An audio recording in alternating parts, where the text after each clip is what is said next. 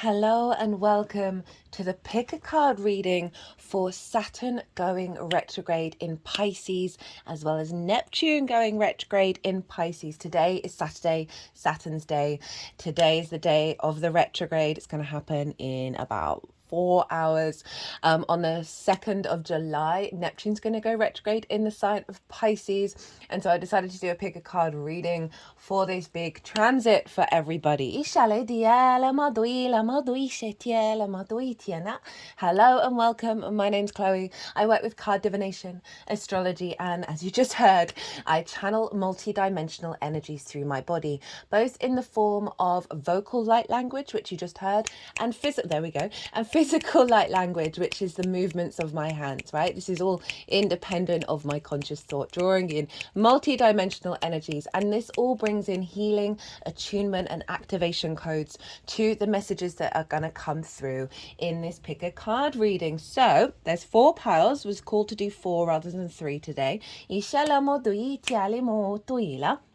In pile 1, we have what's called Blue John. It's a form of fluorite. I was very lucky to get this piece at quite good value, although I did break it. I struggle having nice things. So this is the crystal for pile 1.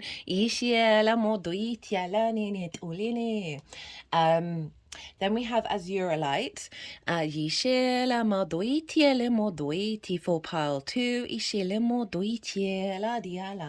We have a Shungite pyramid.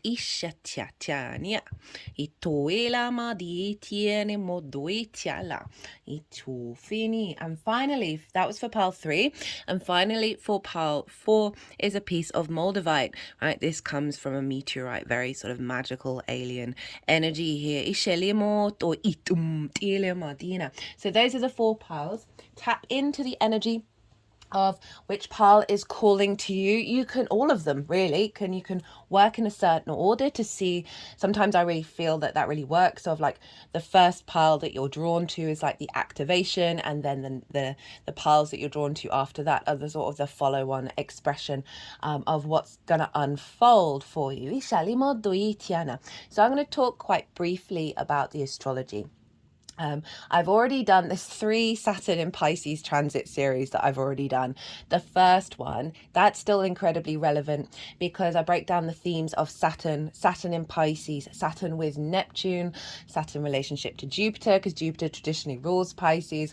And also in the All 12 Signs series that I did, the first one, I talk about the themes of where that's showing up, what Saturn's doing in each particular house in a lot more detail, which I won't be doing in this pick a card reading. So if you want to go back in time and go check those out, that's still very relevant. Also, the second transit that I did is about the first Saturn retrograde. So I talk about Saturn and the retrograde cycle in a lot more detail in those introductions as well. So if you want a deeper understanding, the content is already out there. Go find it. It's in its own playlist. It's really easy to find.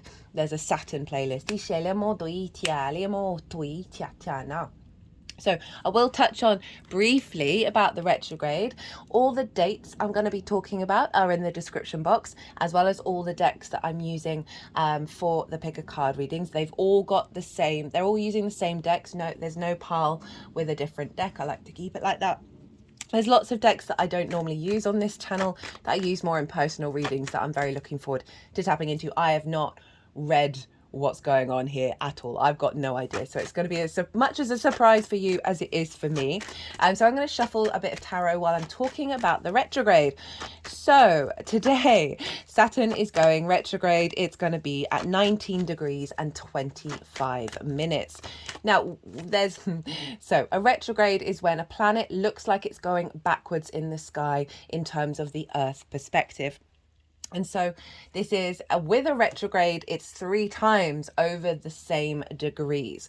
So the way that I like to describe it is one, when you read something or when you learn something for the first time, you're fully in learning mode, right? So that's the first time that Saturn has gone over these degrees. Now, we've been in this retrograde cycle since the 24th of March, just FYI, right? So this is the first transit of Saturn going direct over the degrees. Is going to go retrograde over. So you might want to think about the end of March and what was going on for you in regards to the Saturn energy. So essentially we've been prepping what this retrograde is all about for the last couple of months.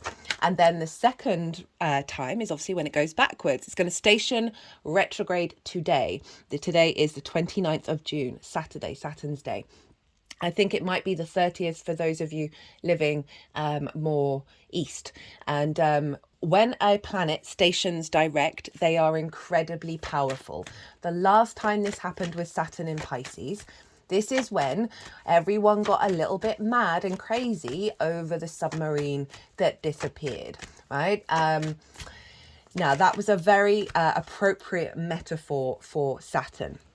So Saturn is all about responsibility, duty, due diligence, cause and effect, karma. It is about restrictions, limitations, a sense of authority impinging on you or you impinging on them. And all of this is in order, the key word for me and Saturn is integrity, right? Walk your talk. Do not dump your energy on other people if you're not prepared to look at it. I have Saturn squaring my ascendant, my Mercury, my Mars, and my Moon, right? By the aspect.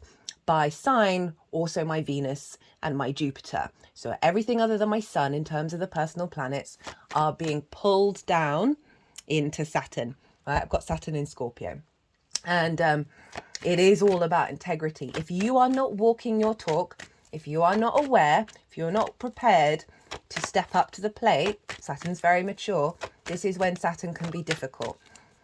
The more that you realize that, the more you work with that Saturn energy and realize, okay, it's trying to teach me things, the more you will flourish with that Saturn. I love Saturn. So Saturn can pull down foundational structures that don't serve you in the long term. And that's why it can feel disruptive. It can feel unsettling, destabilizing. It can also feel very restricting.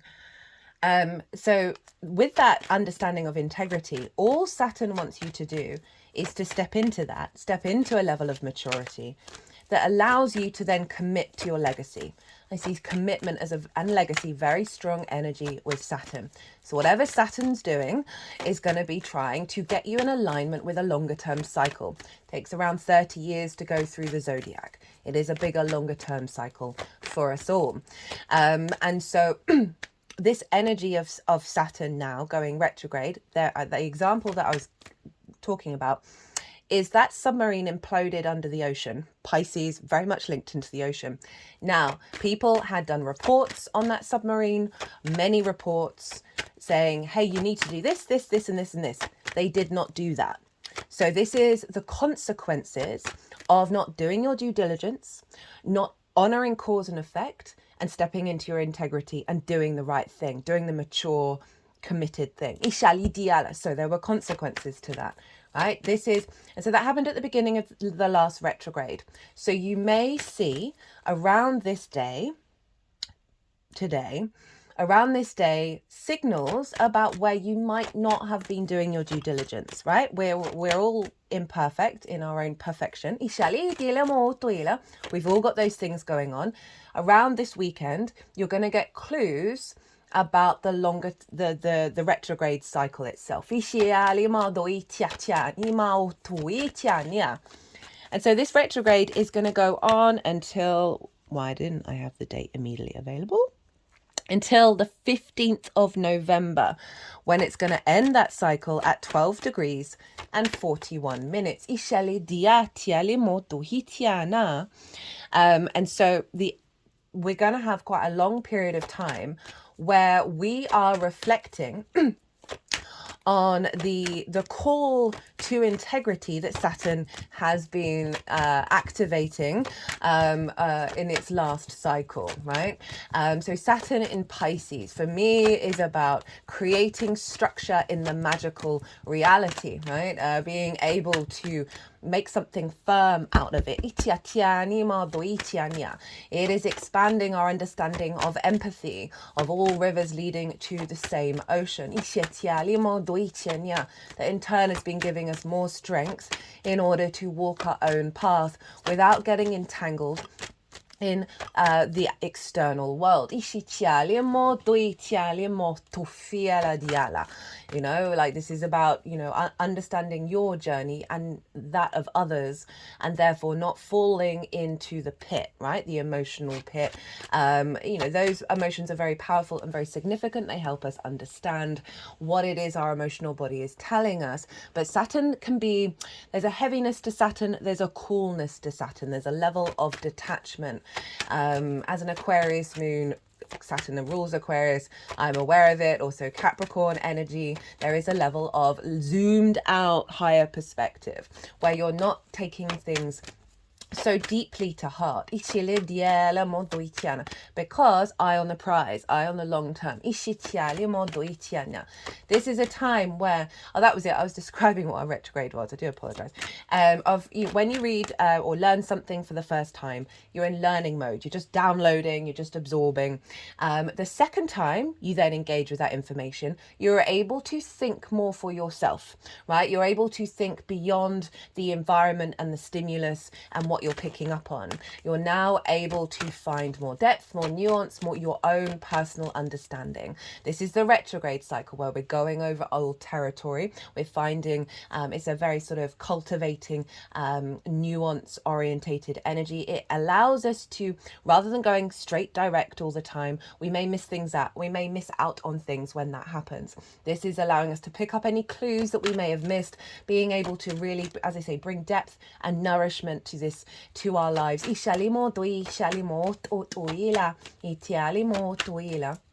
And be able to reflect on all that's happened since the end of March and find a deeper wisdom within it.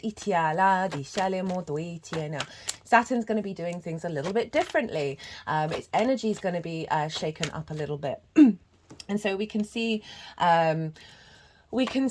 a heightened inner understanding about what Saturn's trying to do. And so because the retrograde for me is more of a yin inner space, it can take a little while to come out, and so you're really cultivating an inner understanding, an inner frequency, and integration, and therefore expansion on all the lessons that have come up since the end of March. First card out, Four of Pentacles. This is all about, I love the Four of Pentacles, but I am getting the traditional interpretation come up of this retrograde is helping us release that which we've had a tight grip over. Pisces is mutable in nature. It's able to adapt and shift and change. It's the final zodiac, so it's incredibly potent.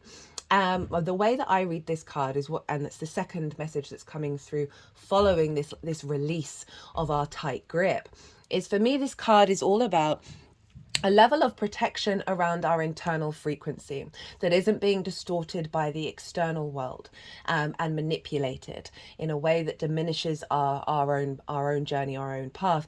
And because of that, we're able to create from that frequency in the 3D realm. There's an element of sovereignty here with this crown and the pentacle over the feet, heart and crown chakra, a level of protection. The pentacle represents the 5-pointed retrograde cycle of Venus. She wants us to feel good. She wants us to get creative. She wants us to enjoy our experience. So there's something coming in with this Piscean energy, which is the collective emotional ocean, right? So it can feel like there are no boundaries, and so it's very interesting that this card, that for me very much represents a very clear boundary around the individual, that there's a level of protection coming in with this retrograde that is allowing us to honor the frequency we have and not be distorted by that external overwhelm that Pisces can get, of connecting to that collective emotional body, right? Some deep archetypal wounds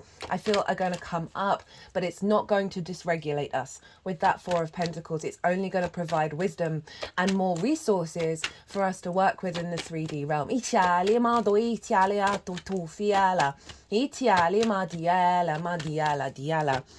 So on the 15th of November, Saturn is then going to go through its final phase. And this cycle is going to take us up to the end of February. So we're then, with all the depth and the nuance that we're gathering around the retrograde, we are then, when it starts going direct, this is when we're integrating everything that we've learned, coming into our own sovereignty and power.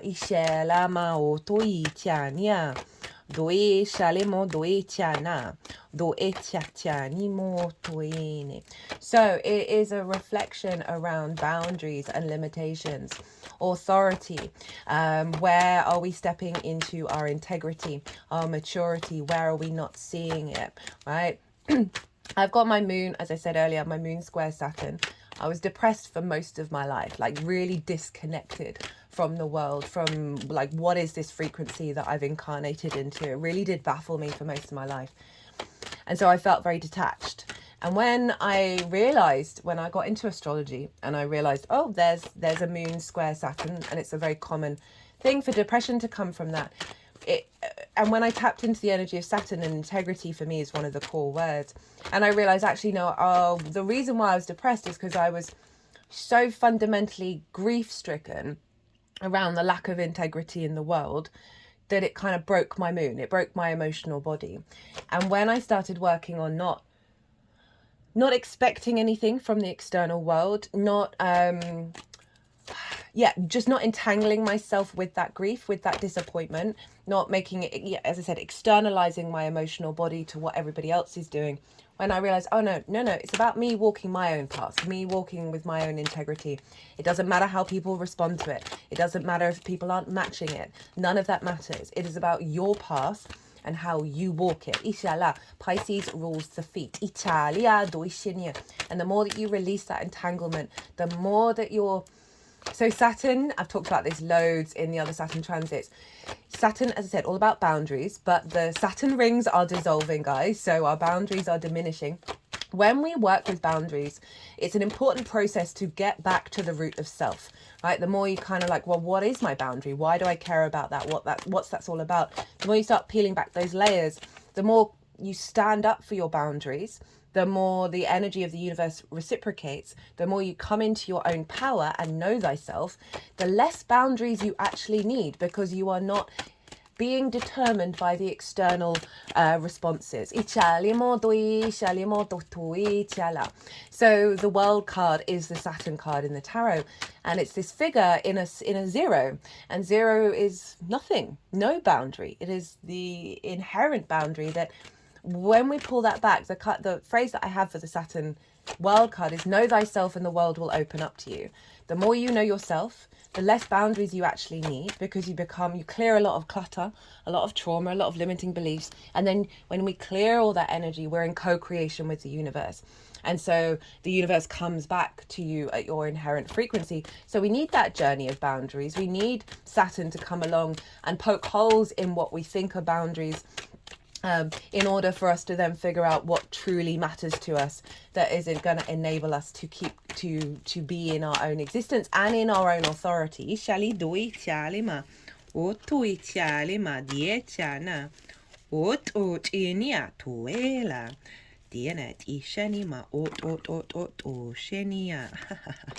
Obviously. Sorry, I'm just laughing because I'm cutting the deck a little bit. Because High Priestess at the bottom of the deck. Hello, High Priestess. So I just cut the deck and got lots of cards. Diatinia. Doitinia duela. So we have as the message, the collective message for this retrograde. So Eight of Cups is Saturn in Pisces. Got the Five of Swords in reverse, the Ten of Swords in reverse. The Devil card. Eight of Cups, Page of Pentacles, Ace of Swords, the Magician, Knight of Wands, High Priestess on the bottom of the deck. Five of Swords, Ten of Swords, Devil, Eight of Cups. An intention to leave behind. Sorry, I just had to pause. I keep getting this little tickle in my throat every time I come and sit to this deck. If I'm talking face to face to somebody, it doesn't happen. So again, collective throat chakra energy being cleared quite consistently. So Five of Swords, Ten of Swords, Devil, Eight of Cups. The intention to walk away from conflict. Right? This sense of domination. This is authority being impinged on others, right? And being really gleeful about it. This is a sense of loss. Ten of Swords in reverse. A intention to walk away. That which binds us. This is a very karmic card. They're all along the spine. Saturn in Pisces is a clearing out of a whole 30-year cycle of karma from our own experiences, and also always from the ancestors as well. A sense of immobilization, a restriction, a boundary. We have the Devil. This is Capricorn, so ruled by Saturn. This is that which holds us and binds us in the 3D realm that distorts our frequency, right? I often read the Devil in more of a fertile creation energy, but that's not what's coming through. This is about, Pisces. There is issues around addiction in Pisces because there are no borders. There's a desire to escape. The mental health issues are also a strong thing with Pisces energy, Saturn moving through Pisces as well. And so with this Eight of Cups, this is all about leaving behind something that feels inherently comfortable. Now, our limiting beliefs, our trauma responses are so deep-rooted in the unconscious. Pisces can often be linked into the unconscious, that they feel inherently comfortable. And this is the courage to, one, notice them, and two, walk away.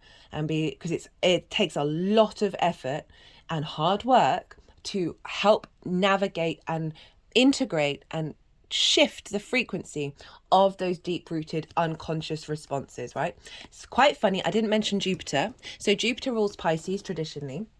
Jupiter's over in Gemini, and here are those sword cards. So Jupiter is influencing Saturn over in the sign of Pisces. So that Gemini energy, the wisdom of Jupiter over there. I cannot recommend enough the Jupiter and Gemini transit series. All of those Gemini series I feel are so relevant to how we work with the energy of the universe. Very potent energy. So Jupiter's supporting Saturn in this retrograde of bringing in new paradigms of how we collect and engage with information rather than this limitation and conflict. So this is about walking away and finding a different perspective. Now, with the retrograde, we're going over old territory. So it links into old wounds, old difficulties, that we're finding a bigger, higher perspective around the situations that we may have been in. We're able to find the wisdom. And this is leading to new ideas, new ways of communicating in the 3D world, new 3D opportunities, because we're clearing out things in the sort of more magical area, but also the unconscious, the collective emotional body. It's allowing clearing some blocked energy that's allowing a different frequency in the way that we engage with the 3D world to come through. New opportunities, new ways of communicating that are more grounded but playful at the same time. Divine wisdom, new inspiration, a new frequency in regards to ideas, visions, inspiration, constructs, paradigms. We are those limiting beliefs, those trauma responses. We've got a fresh new energy coming in with this retrograde cycle, with the Magician and the Knight of Wands, of knowing that we have all the resources around us in order to create in the world. So this feels like if there's been some blockages around tapping into that magic of Pisces, which is very fluky, a very kind of curveball energy, things appearing out of nowhere, non-rational energy. It is the poet. It is the sort of meandering energy of Pisces that is just allowing us to break out of rigid rational mindsets. Even though that magic is very rational, we just don't necessarily know all the cogs and the wheels around it. This is the magician, us stepping into our magician energy. Saturn in Pisces, making the magic tangible, making it real. So we've got this activation, and then being able to take it out in the world, right? This is Knight of Wands, very passionate, the spark of spirit, very courageous, but wanting to roam, wanting to explore with this embodiment of our magic. And we have the high priestess and the magician here. So the high priestess at the bottom of the deck is saying, have some faith, have some trust in what is unfolding. She isn't needing to take a lot of action. She is drawing towards her that which brings fertility and abundance into her life. This is the moon's card, a sense of nourishment, our needs being met, our intuitive and emotional body being more in alignment with faith, a deeper knowing and having trust in the unfolding coming in from that Piscean energy. Absolutely love it, which means we can create. Now, that's all I'm going to talk about with this retrograde cycle. So I'm going to start with the pick a card reading. I hope you enjoy. This is the 4th reading that I'm doing. That's a pick a card reading. There are 3 others. Even though they're linked into transits, they're also in their own playlist. I still very much feel like these are timeless readings. They're very powerful energy comes through in these so far. It's kind of blown me away. Anyway, I hope you all enjoy. I hope it resonates. I'd love to hear from you about which pile you've picked. So let us begin with pile 1. Hello, pile 1, and welcome to your pick a card reading for the Saturn retrograde in Pisces. So you picked the pile with Blue John Fluorite. Let's see if we can get don't quite have a good enough there. You can see quite some good enough camera to really be able to pick up the beauty of crystals, but there we go. So this is quite a powerful energy, and I managed to find, because I bought this a while ago, I was very, very lucky, and I then broke it quite immediately, that it was there's this website that really has quite a phenomenal description of it, and I managed to find it because it was years ago. So I'm just going to read from that because it's such a powerful energy. On the metaphysical ground, Blue John holds the attributes of the mineral fluorite. On the other hand, it is also to believe that it is soothing to the sensitivities and provides relief to the soul suffering physical ailment. The potent vibes of the stone are too accredited to bring renewal in the constant, stuck life as well as vouchsafe strength to the overall torso for profound health and well-being. Initially, it's trusted to act as a catalyst for personal growth and inspiring the soul to explore and understand the world. It overly helps to experiment with the available resources to find something exciting, new and fruitful for the life coming ahead. All of these abilities of this mesmerizing rock make it a stone of teaching as well as learning. The healing attributes of this rock make it a gem that works well. The energies of Blue John activates the 3rd eye chakra along with the crown and the solar plexus. It's known as the Enigma Stone, that it's never-ending reverberation and offers a quick solution to the wearer. It's regarded as the Bible of solutions. It provides wisdom to the wearing soul, thus contemplated as a gem that allows quick learning and quick teaching. The potent vibrations of this magnetized attract positive energy from the surrounding, along with the wisdom to grant to its wearer and assist them to handle the poignant moments of life. The never-ending teachings of the stone gained from the never-ending sources allows for the soul to grow emotionally, spiritually, as well as intellectually continuously. Initially, when the soul gets no direction and feels directionless, then this stone brings a sense of serenity, peace of mind and soul. It leads the soul towards the right path and guides them to take the corrective steps to move ahead in life. Very retrograde in Saturn. The resonating energies of the stone teach wisdom as well as obliterates the negative off-putting energies from the inner soul and intellect.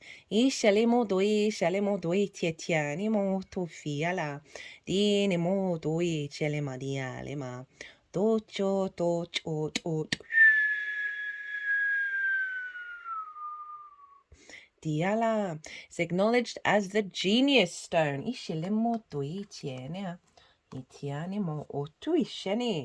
So let us begin. So I have not read any of these cards. As I said in the introduction, I'm going to be just as surprised as you all. Let's see what wants to come through. So I'll be reading from the decks, from the books. All the decks in the description box, also bringing in my own channeling with it. I'm so excited to be using this deck. I have never used it in one of the pick a card readings. This is the Path of Kali Oracle by Kat Shaw. I use this more in personal readings. It's a very powerful card. Deck even. Kali of the First Flame. Transformation. Affirmation. I am transforming my life and making my dreams come true. It is time for you to let go of the old and bring in the new.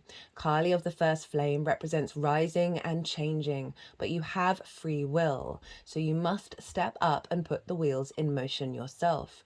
For she can hand you the flame, but you must transform it into growth. As soon as Kali of the First Flame sees that you are putting the work in, she, supported by the universe, will transpire to add speed and momentum to your desires. If you find that your hopes and dreams have been crushed along the way, Kali of the First Flame can change the cycle and produce life out of nothingness. That's making me think of what was coming in with the Blue John of like, it helps us find the path. It helps us connect those ideas and find that meaning. But when we're not in that space, it can really facilitate it. So you might have been finding this Saturn transit in Pisces quite heavy, right? Saturn can bring a heaviness. It can bring a disconnect to wherever it falls in your natal chart, and just a sense of restriction and limitation of perhaps a heaviness in the sort of the melancholy, the depression energy, where we struggle to find our ability to get up and go. Kali of the First Flame can change the cycle and produce a life out of nothingness. For rebirth and transformation are what she does best. With her blue skin and flickering first flame resides, and she, with this card, is passing it on to you. Her transformative energy to ignite and completely change your life. It is within your potential to let the past fall away now and focus to the future. That came up in the collective tarot reading. In regards to letting go of old paradigms, in order to have a deeper understanding of the journey that you've been on, in order to realize, no, okay, a line's being drawn under the sand. The reality that I'm walking into is not completely just repeating everything from the past. A symbol in this archetype, the lotus flower, goes through years of growing amidst the muddy and mucky waters, persevering in the most treacherous of conditions. Still, it emerges into a beautiful flower, opening and blossoming with pride and glory. During this, this is, I forgot to mention in the introduction, this is the last retrograde with Saturn.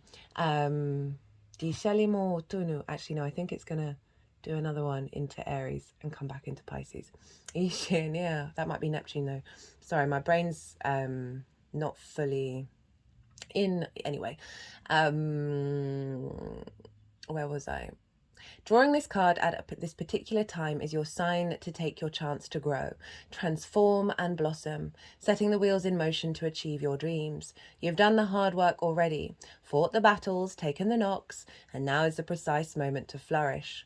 Certain things in your life are not resonating with your soul, and deep in your heart you know this. Here is your cue to change, to reach for your dreams, to have the power to transform your life and yourself. Grab your courage and dare to dream the ultimate dream, and then set your intention to commit to making it happen. So the message from the Oracle of Kali of the First Flame: I am the possessor of the ultimate power of the First Flame, the embers that transform into the eternity of the roaring, all-consuming fire. I hold the keys for your ultimate revolution, and I will use my force to accelerate your personal soul growth. I hold the excitement of the flickers of hope that will set your soul alight as you rise and transform. Ooh, well, we're kicking off with quite a powerful energy there. Forgot to mention, I pre-shuffled some tarot cards before starting this reading, which I will read after the oracle cards. Now we have, this is from the Tantric Dakini Oracle deck. This is number 29, Self-Preservation. Self-preservation bears the number 29, signifying initiation into the timeless wisdom aspect of exalted femininity. Pisces is a yin sign, a night sign, deemed to be of more of the feminine nature. According to the classification by elements, this is an air card. On the brink of eternity, swept over by the winds of change. If you didn't catch the introduction, I broke down the astrology and also did a collective tarot. And Jupiter is currently ruling and governing Saturn over in the sign of Gemini. So the fact that we've got a sword card showing up isn't all that surprising. On the brink of eternity, swept over by the winds of change, stands a beautifully decorated Egyptian mummy as the symbol of the immortal body of eternity. The serenity of the face indicates the passive attitude of the higher spirit to the passing of all things of the world. The two arms are shown crossed over the breast, suggesting the concept of eternal preservation through the balance of all the forces of time. The mystic immortal spirit, or Ka, is shown as a bird with wings outstretched, just below the two crossed hands. This card expresses the concept of a self worthy of preservation. This card expresses the concept of a self worthy of preservation as the spirit which will outlast all worldly change. A wish to maintain self-integrity through all types of changing phenomenon. There's something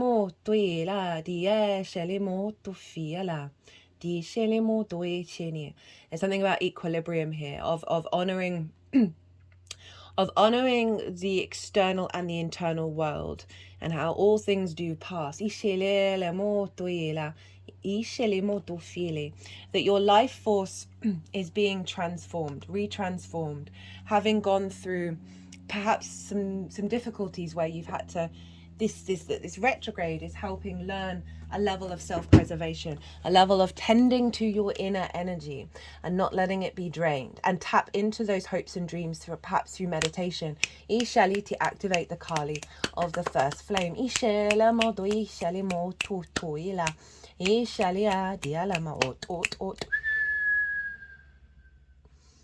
So next up we have from the Four Agreements Oracle, relinquish self-importance. Don't take anything personally.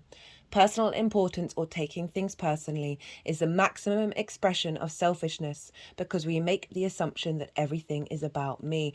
I love this. This is from a book, right? The Oracle is based on a book. It's one of the few books that I recommend because when you follow the four agreements, essentially your life starts to unfold.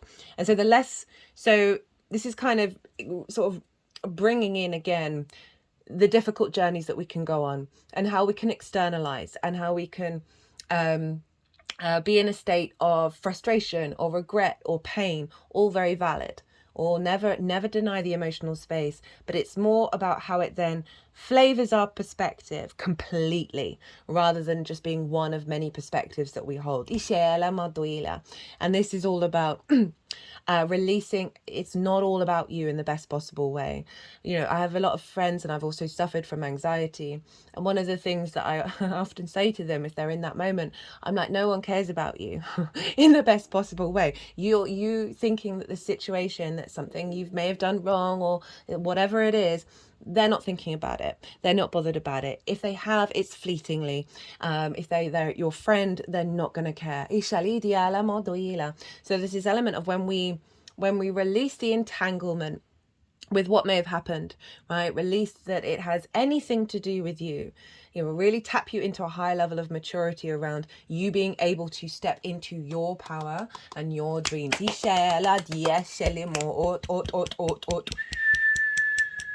not about denying the reality that you may have preferences, that things may have turned out in different ways or people may have behaved in different ways. It's not about that. It's about you can still hold that while going back to the center, and allowing your energy beyond the distortions to unravel and unfold. You know, you're stepping into this feels like a very powerful shift that's happening around your capacity. This is self-preservation, by the way, right? I'm not taking it personally, because all it's doing is poisoning you. So then we have the threshold. This is from Kim Krantz's Wild Unknown Archetypes deck. The door, the gate, the initiation. We cross thresholds continually, consciously and unconsciously. Doorways, gates and entryways grace our path on a daily basis. When this card arises, it signifies that the precipice you stand upon is not your typical one. However, you have arrived at a threshold of initiation, here to usher you into a new reality. It requires you to leave behind the you that you thought was so well formed. A new frontier calls. This is not easy work. Threshold initiation means a part of you will be lost in order to make space for what is next. A metaphorical death. I was thinking of the death card with this card, with the sort of the, the mummy. Where were we? Anymore. Some may not recognize you. You may struggle to recognize yourself. The ground seems to crumble as you free fall into your new reality. So this retrograde is bringing in a higher level of our magical reality. And it's dissolving old paradigms in order to get there. This is the liminal realm. One step, dear friend. Just take that one necessary step towards the future that calls you. When light, growth, individuation, ease in the liminal.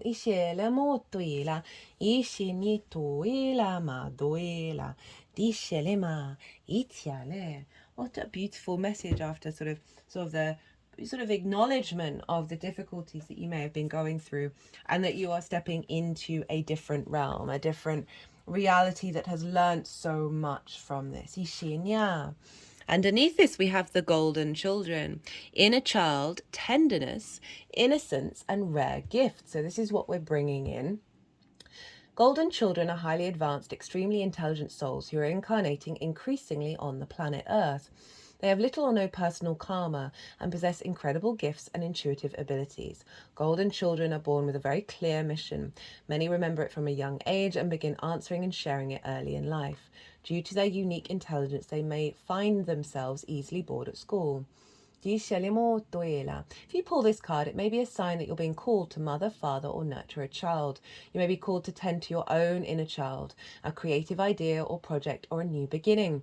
To treat yourself or the new beginning with sweet, tender love, to nurture and nourish it, to give it every chance to grow and reach adulthood, to encourage it, to water it, to see the world through the innocence of a child, to see yourself and all others as innocent children.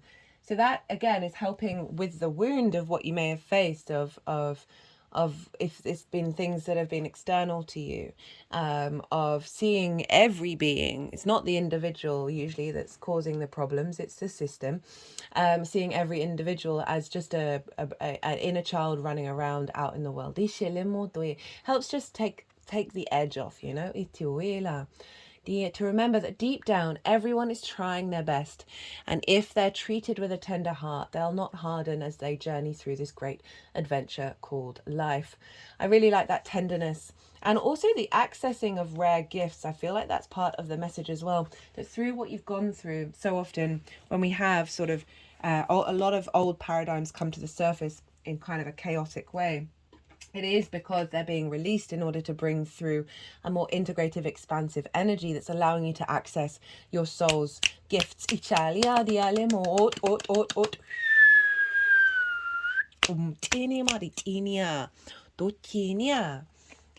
we have the Vesca Pisces. The 8, it's an 8th year that we're currently in.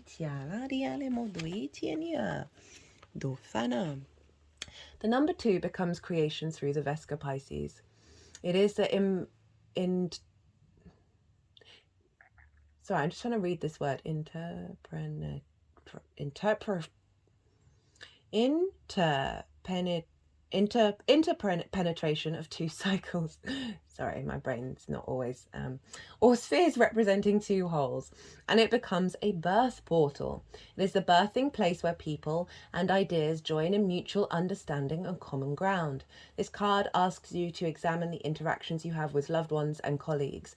Are you co-creating as a synergistic expression of shared wisdom and respect? Are you seeing eye to eye? Are you mutually speaking your truths? Then choosing the Vesica Pisces confirms the wholeness of your relationships and honors the potential that comes into being as a result of respect and cooperation. If, on the other hand, the spheres of influence overlap in an off-centered configuration, you will likely find yourself dissatisfied and looking elsewhere for completion. If this is the case, the question becomes whether it's possible to realign energies and bring a new sense of balance and cooperation. Take action to bring about the adjustment so that all your relationships birth into growth and greater understanding. I mean, they're implying it, but they haven't quite said out loud, of the integration within. And I love that it's with the threshold and the golden children energy. And this energy, this crystal very much wanted to be here, of this unification through the birth portal, of that's bringing in respect, right? Cooperation, collaboration, rather than perhaps a sense of disconnect that I was sort of tapping into before, in terms of if things haven't been working in the way that really nourish your soul. This retrograde is bringing in a cycle that's activating, bringing that nourishment in.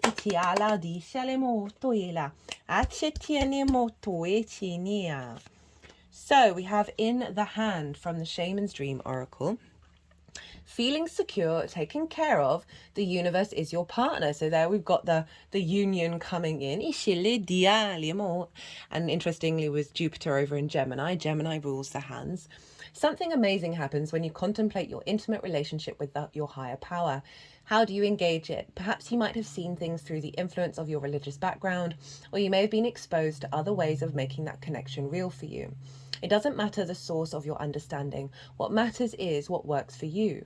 For example, if you believe in a punitive God, you'll be afraid of punishment for your transgressions. If you believe in a version of a higher power that blesses you, you may find it easier to surrender to a relationship of radical trust. Right now, if you imagine relaxing, curled up in the hands of the divine, how does that make you feel? Can you then turn over your needs and desires to that divine power and trust that you are safe and secure and don't have to do anything at all to feel that way?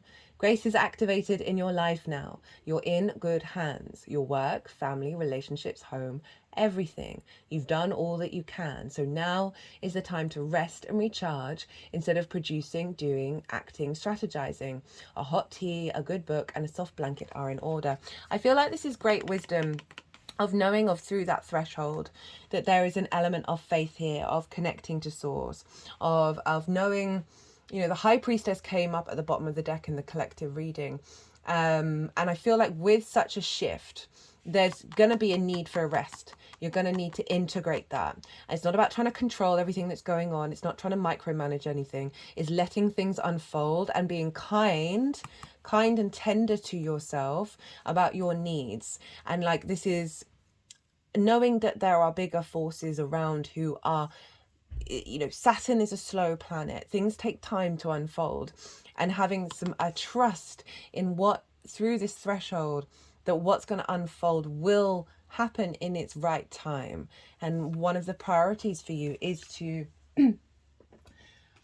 give yourself the source and the nourishment that you need in order to re-establish your inner flame, the inner power within you. Remember, it's about the intention. It's about taking small actions, just one steps. And you've got Kali coming in, who's going to help activate that even more powerful. It's not, you're getting a lot of support from spirit here. This is from the Healing Waters Oracle by Rebecca Campbell. I'm using it because Saturn is in Pisces.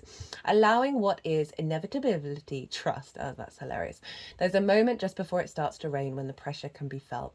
What's been building up is preparing for a big release. The clouds cannot hold their breath a moment longer, and then right on cue, they surrender the rain they've been holding on to, and a downpour finally begins. While we may have preferred to see clear skies abound, a sweet relief can be felt when the waters of the sky return to the ground. There is also a special moment that can be felt immediately after the rain stops and the sun reappears from behind the clouds. It's similar to what happens to us during a good emotional cry. The endorphins that are released as we let out our red hot tears flow down our cheeks evoke even a feeling of sweet relief. Something's been released, lifted and cleared. We feel a little lighter and more free. This card comes with encouragement to surrender to what's happening in your life. Maybe you're experiencing a challenge or something isn't going to plan. Although you might prefer the sun to shine all year round, there's intelligence in the rainy days, and there's healing in your tears. Let it rain, let it rain, let it rain. Yeah, this is really honoring the sort of the power of Pisces, of the very mystical, very magical, very source orientated, synchronistic fluke, as well as that deep well of the collective emotional body, where it is a very emotional space of being able to have deep empathy for every path as well as your own and all the emotions, and not being in fear of them or regretting the sensations that you hold.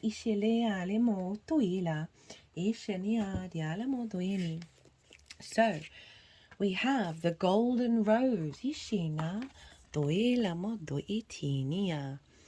The secret, the altar, the gem. The rose has long been used as a symbolic image for the summonation of alchemy, the outer petals representing the first 7 planets and operations, while the inner petals protect the revelations from unwelcome eyes.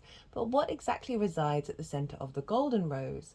Alchemy tells us it's a secret, and it's meant to be kept as such. The rose spirals both inward and outward simultaneously. It offers beauty to the onlooker while concealing its inner chambers.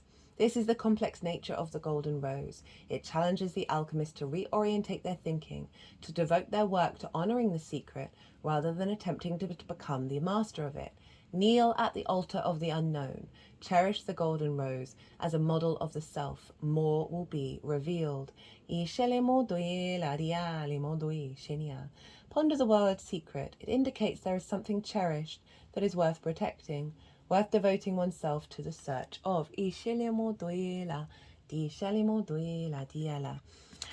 So kind of sort of summarizing what I just said about that Piscean energy, it is one of the great mystical, teachings is to know that we will not know everything. And there is something about relinquishing control and planning about how things are going to unfold, and the patience.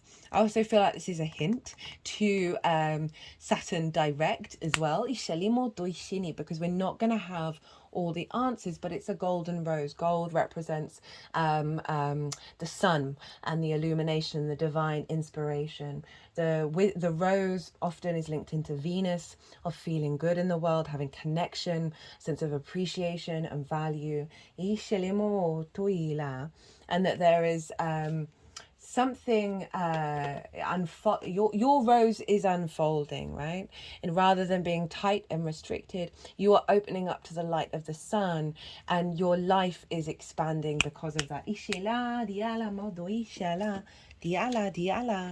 This is from the King Solomon Oracle deck. Never used it before on this channel, and just felt called to.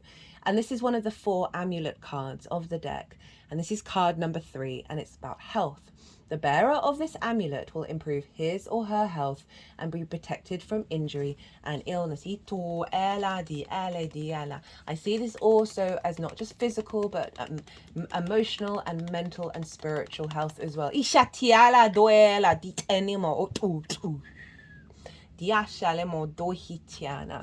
getting a boost here, almost like the wounded warrior, right? The 9 of Wands, of being able to keep going. You're getting a lot of support from source to that something's being activated, that it is no longer going to be a weight, a disconnect, a drain. So the tarot, we have the Nine of Swords, the Sun, the Six of Cups, the Four of Wands, the Ace of Pentacles, and the Knight of Cups. So we've got that Sun energy that's showing up with the Golden Rose. This is anxiety, worry, the to-do list, needing to control the past, present, and future. And when we're in that space, we are not thinking clearly. We're not working through things. So it's come with the Sun. So this retrograde is allowing you to see this from a different perspective. The Sun coming through is the illumination, is the light giver, is the vibrancy, the animation of your life. We've got the inner child here, of doing some healing around that inner child. That came up with the golden children energy, of being able to liberate your energy from this into a greater sense of freedom. So this is what's going on with this retrograde. It's then going to be allowing you to think and dream and fantasize in a way that, remember the hopes and the dreams, okay? This is activating the capacity to think beyond this limiting energy. There will be an element of a milestone that you're going to be hitting in this retrograde. This represents milestones. That's going to activate a level of celebration. That's then going to lead you to see the world in a different way, right? We've got the Ace of Pentacles. This is a renewal of our engagement of the 3D. It's a very, very powerful card of activating the frequency of your environment. There is I love that there's this renewal ace showing up with the retrograde, because it is saying through the reflection, through this new cultivation of energy, this depth that we're bringing in, it's giving you a different perspective that's allowing you to embody that in the 3D world. We've got the Knight of Cups, which is how to amplify and work with this retrograde energy. And the Knight of Cups is the true romantic. It's all about perspective, right? So looking at the world through the eyes of love, being guided by your intuition. This is also not about control. Okay, so a lot of stuff's come up about don't worry about the plan. Lean into your emotional body, lean into flow, and allow that to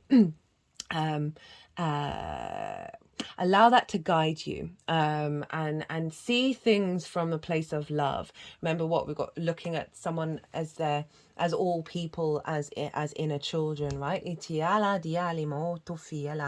So this is calling you to do work with your intuition, work with your emotional body, your creativity. It can be about doing creative things that are creating a frequency around an activation of you finding more joy in this world, and allowing that to be part of your path. Right, pile one, I'm going to leave it at that. I hope you enjoyed this reading. I hope it resonated. Let me know. It'd be lovely to find out that you picked this pile, how you connected to it. If you want a personal reading to deep dive even further on this, my website is in the description box, and my email address is on the website. Send me a line. I've also got Instagram, so you can DM me as well. It doesn't have to be about this. It can be about absolutely anything. Be well. Pile one. Be good to yourselves. Be good to those around you. And as always, be well until we meet again. Hello and welcome, pile two, to your pick a card reading for Saturn going retrograde in the sign of Pisces. It's happening today in a couple of hours. So you picked the pile with I wasn't sure if I pronounced it right in the introduction, Azeztulite, right? I'll write it in the description box. And I'm just going to read from one of my favorite crystal books about this crystal. When using, it facilitates a cleaner and easier entry, and assists in terms of meditation, and assist ones in attaining a state of no mind. It tends to provide for an encircling spiral in meditation. The spiral is predisposed to become the Kundalini rising, and surrounds one's essence at the same time it is within one's body. It can bring in pictures and scenes from the future, both personal and universal. It allows more ease to see, and that one has the ability to make major decisions and to reach out to others on other planes very easily. This is the light that's within this crystal is indistinguishable and will shine for the user through all events and conditions. This stone shows no negativity or even neutrality. It is a positive stone. It never needs cleansing or energizing. It appears to have a connective cord to the infinite supply of energy from a very loving spot.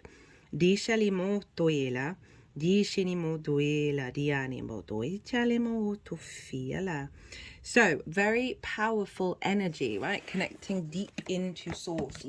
And the power of love, guys. So I'm going to be reading through the oracle cards and also bringing in anything in regards to astrology and my own channeling, and so let us begin. The first card we have on deck, as I said in the introduction, all the dates for the retrograde and all the decks are all in the description box if any of them take your fancy. This is from Rebecca Campbell's The Healing Waters Oracle, using this because Saturn happens to be in Pisces, which is all about the ocean. Mother of the salt waters, passion, wild love, open your heart, let love in. So as I said, I didn't know what these cards were when I channeled picking the crystals. So I love that we've started off with love. With a bang. Open your heart, let love in. The ocean's unknowable, untamable, vast beauty has beguiled humans since time began, and numerous deities are associated with her salt waters, from the Greek goddess Aphrodite, wife of the sea god Poseidon, to Yemena, the West African queen of the sea, from Doris, the Greek goddess of fertility and the abundance of the ocean. Dialina, Aphrodite, the Greek goddess of love and beauty, who was born out of the sea foam. The ocean is a symbol of the feminine mysteries, love, beauty, and great passion. This card delivers with its message, this card delivers with it a message of love as deep as the ocean and passion as intense as the deepest blue sea. It is an invitation to welcome the feminine qualities within you and to really let yourself dream. It is an invitation to see the beauty all around you and to let love in. It could indicate that great love is on the horizon or that a new passion is drawing near. The mother of the salt water could be a sign that a new love or new relationships are about to enter your life or elevate the ones that you're already in. That's often the way when we do our own upgrading. Or if they're already here, perhaps you're being called to open your heart and be even more embracing and loving. If you're facing conflict, how can you soften your heart while remaining true to yourself? How can you embrace the people in your life? How can you trust more and welcome the holding and support? I would say that with the context of if someone's giving you the runaround, if someone has breached your trust many, many times, send them love and go on your merry, merry way. Or do whatever's right for you. You know. But I just didn't quite like that energy of accepting everybody in your life, because that's not always going to be the case. And if we're sort of empathetic and sensitive, we can not want anybody left behind. But there's ways of doing it with love. But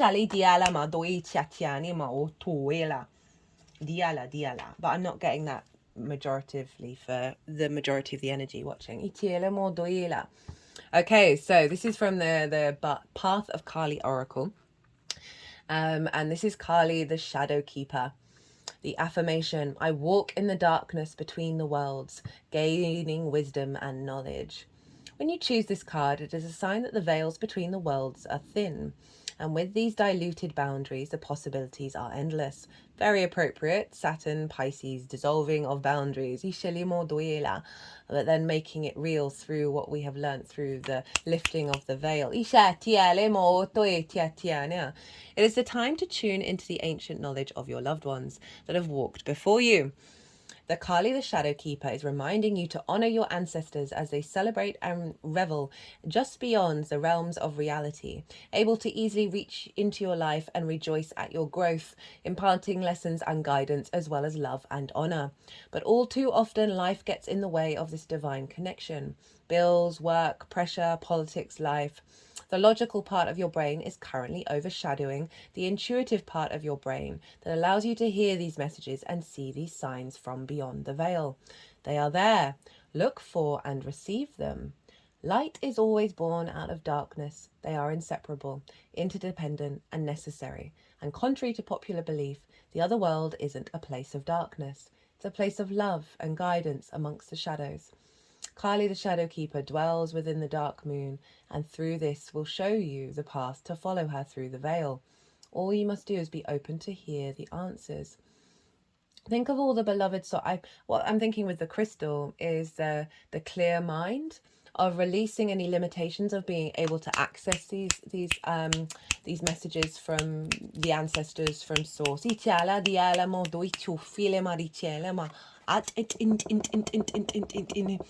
And with love being a predominant energy that helps us step into that space because we're no longer in conflict. Think of all the beloved souls that have departed from your life, family, friends, children, and animals, and set an intention that you are now merging the linear restraints of time and space to become pure energy and connect with them on a soul level.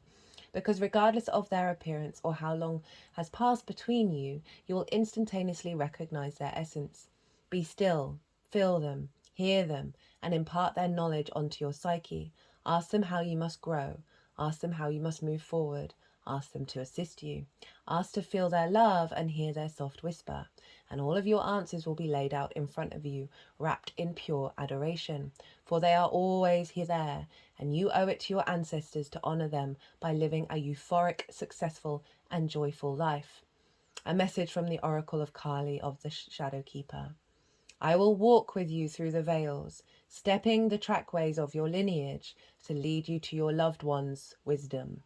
We tread not alone, instead surrounded by your ancestors. So I didn't mention I didn't mention in the introduction that Saturn rules Aquarius. So what's going on with Saturn is influencing currently Pluto, who is very much linked into the ancestors. So you might want to look at your natal chart to look to see where Pluto is in your natal chart, as well as where it is transiting in your natal chart, because that might give you some clues about what energy is coming through from your ancestors, what area of your life that there's a focus upon. Might be every area, but I just feel like that little bit of astrology might be a bit helpful. It's a very powerful message, and I feel like it relates to all areas of our life. That sort of the deeper understanding that it is all love, and there is so much wisdom and support there to help us tap back into that energy. Sorry, Paltu, I had to pause. I have this little tickle that keeps coming up whenever I'm sitting at the desk and talking. If I'm doing it face to face, I don't get it at all. And then I realized I didn't pre-shuffle any of your tarot cards, so just did that now. And I will read those after doing the oracle reading. So next up on deck is Resin. This is from the Wild Unknown Alchemy deck by Kim Krans. Holding a hearing surrounding.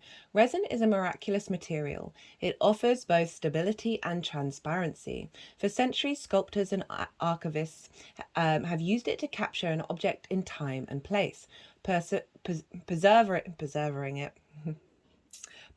it for observation or adoration. Envision a delicate insect or flower suspended. I just think of Jurassic Park. The flower suspended in a paperweight. Such is the alchemical energy of resin. Its qualities are protective, sealing, and hardening. When this card appears, there is a holding that's occurring, either literally or physically, or psychically even. While well-intended, someone may be limiting the one they wish to protect. Okay, while well intended, I'm sorry, my brain is just completely gone. While well intended, words are no longer my friend. While well intended, someone may be limiting the one they wish to protect. There may be an aspect of nostalgia at work in the laboratory, an unwillingness to let go or change. On the other hand, the resin card can indicate perseverance of that which is most valued, a return to what's been lost. I feel like that can come up, like both sides of that. I find with everything, it's neither either or, it's this and that. That this is a releasing of some of the things that we've had a grip over. That came up in the collective tarot that was in the introduction. That it is also then, because of that release, it's activating a deeper level of the resin that is in alignment with this love, this heart energy, that is now, there's a return to that which has been lost around that heart space.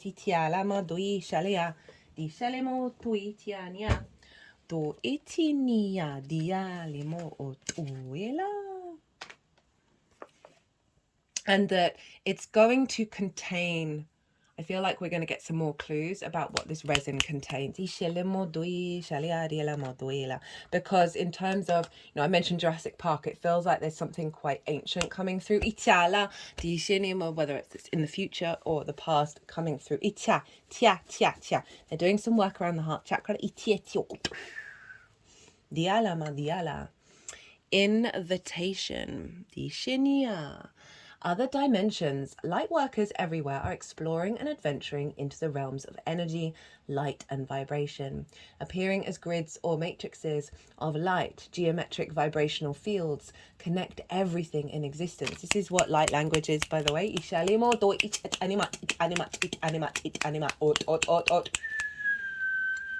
From the infinitesimal to the infinite, everything vibrates to divine order. Even chaos theory makes sense when seen as part of the oneness with spirit. They're doing some work around the throat chakra right now. This card represents a doorway, portal, or stargate. Within this vision, you may travel to other dimensions of time and space, places that may not even exist in third dimensional reality. Giving yourself permission to explore is the first step. A deeper connection with spirit and the ability to ground yourself solidly is the next essential measure. Gathering your courage to leave the security of the known and venture forth is the third. This card also depicts two guardian figures who will act as guides and protect you on your journey. Go forward and experience the wonders of all that is. Now, if we're going to take Carly literally, this is activating a higher connection around your capacity to talk to the ancestors, talk to the multidimensional sphere, get the messages to come through. Saturn is making that real. If we're following the overall theme of love and reintegrating that back into your body, this is exploration into something that potentially you might feel quite vulnerable over, right? The heart is a very vulnerable space, and taking the courage to be in awareness that there's a huge shift energetically, collectively going on right now. It's going to really start to be activated with the Cancer new moon, so it's going to be the next lunation.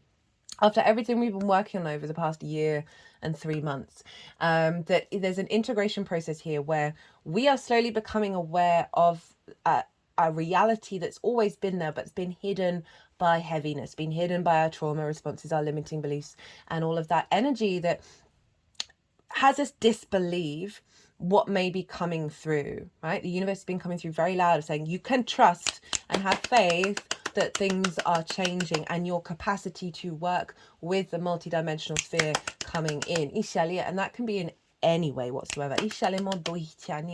So this is about stepping into a new frontier, right? The capacity to explore it with an open mind. We then have Don't Take Anything Personally from the Four Agreements Oracle deck. This is one of the few books, it's based on a book that I would recommend to anyone, because when you start applying those four agreements, everything starts to unfold. Be immune to others' opinions. What others say and do is a projection of their own reality, their own dream. When you are immune to the opinions and actions of others, you won't be a victim of needless suffering. So this feels like what that invitation is calling you, of that vulnerability, of heading into a space, a retrieval of that which has been lost, potentially by the actions and opinions and responses of the external world, that has diminished your capacity to truly embody the love that you feel within. This wanted to be on the turtle. Turtles are very sacred creatures. That there's an energy coming in around the clarity. Remember, this was about a clear mind, a clear light, and this is all about love. It's not about, we don't have to condone people's actions, but we can move the fuck on, right? And apologies for swearing. The moon currently is in Aries. And it allows us to swim in the ocean, and go our own path. So you've got the flower in its mouth, it representing its own offering coming in, to be able to tap into the beauty of existence. Also, any opinions throughout this lifetime and past lifetimes that have blocked your ability to connect to source, to activate whatever it is of that co-creation with source. I do a lot of weird things. I am so aware of the external world's opinion on what it is that I do, right? But I made a very strong decision at the beginning when this all got activated, is I cannot mask, I cannot hide from what's going on here. And so but also it's reminding me, I had a reading with a channeler and they said, when I was really little, I used to be able to see spirits, but a grown-up told me they didn't exist and it switched off. So I feel like this is connected with this, and what's coming through is like a very ancient activation within your multi-dimensional vessel. Because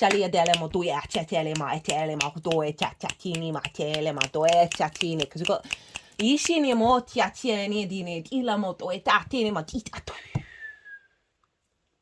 cool. Right.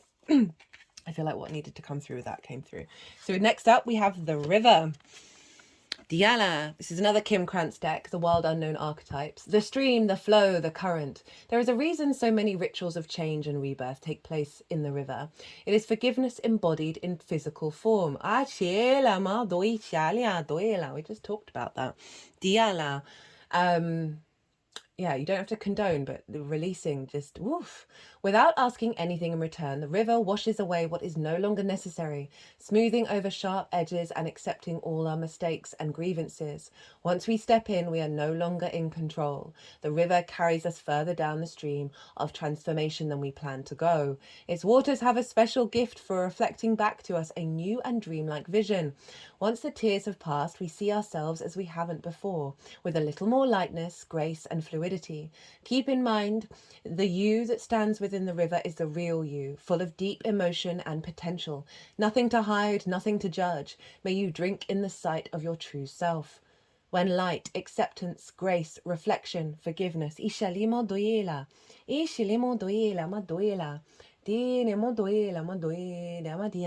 mean, that's just summing up kind of everything that's already come up. And I do love it when that happens, of you are stepping into that river, right? So that energy is around you, of allowing the flow, allowing the honoring of transitory nature, of transitory energy. All energy is transitory, that there is nothing fixed, and the only thing that is fixed is that it's all transitory. That we've lived many lives, and being able to step back and zoom back into love is one of the challenges that we're all here to work on. And it seems like with this retrograde, that is what is being activated for you.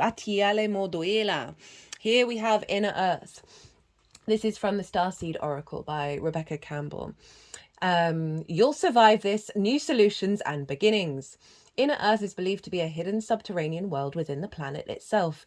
Many ancient cultures mention it in their stories. I did mention ancient energy coming in. It's said that some of the beings of ancient lost lands, such as Lemuria, Atlantis, went there. Hindu and Celtic lore mention caves and entrances to underground worlds. Tibetan Buddhism refers to the secret mystical city of Shambhala, which is thought to be located in the Himalayas. We have searched for inner earth in the physical world, but without success. So the mystery continues. Is it a place that exists in the physical or on another level of consciousness? There are solutions beyond what you can perceive, surprising outcomes to your problems and situations, resolutions that are in the best interests of all involved. If you find yourself facing an obstacle or feeling stuck and have no idea what to do, you're being reassured that there is a way out. You'll survive this and things will work out. If you're stuck in a rut, do something to shake up the energy and shift your thinking. Try something you wouldn't normally do. Soon you'll see that whole new world of solutions are available. Very retrograde energy of like pause, let things settle, and see how things are going. We're going to get more clues and more signals. There is a longer time cycle that if we want something fixed in the immediate, it's not necessarily what the agenda of Saturn is right now. Soon you'll be able to see the whole new world, or worlds of solutions are available. Things that were previously beyond your focus will present themselves. Helpful people, signs from the universe, and support is both expected and unexpected ways are on their way to you. But first you need to do something different to shift your focus so you can receive them. So this is about getting into that flow, right?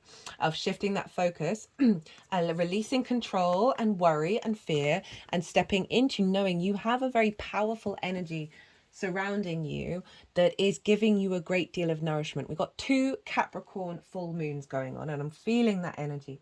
We just had one. We're going to have another one. And so that's ruled by Saturn.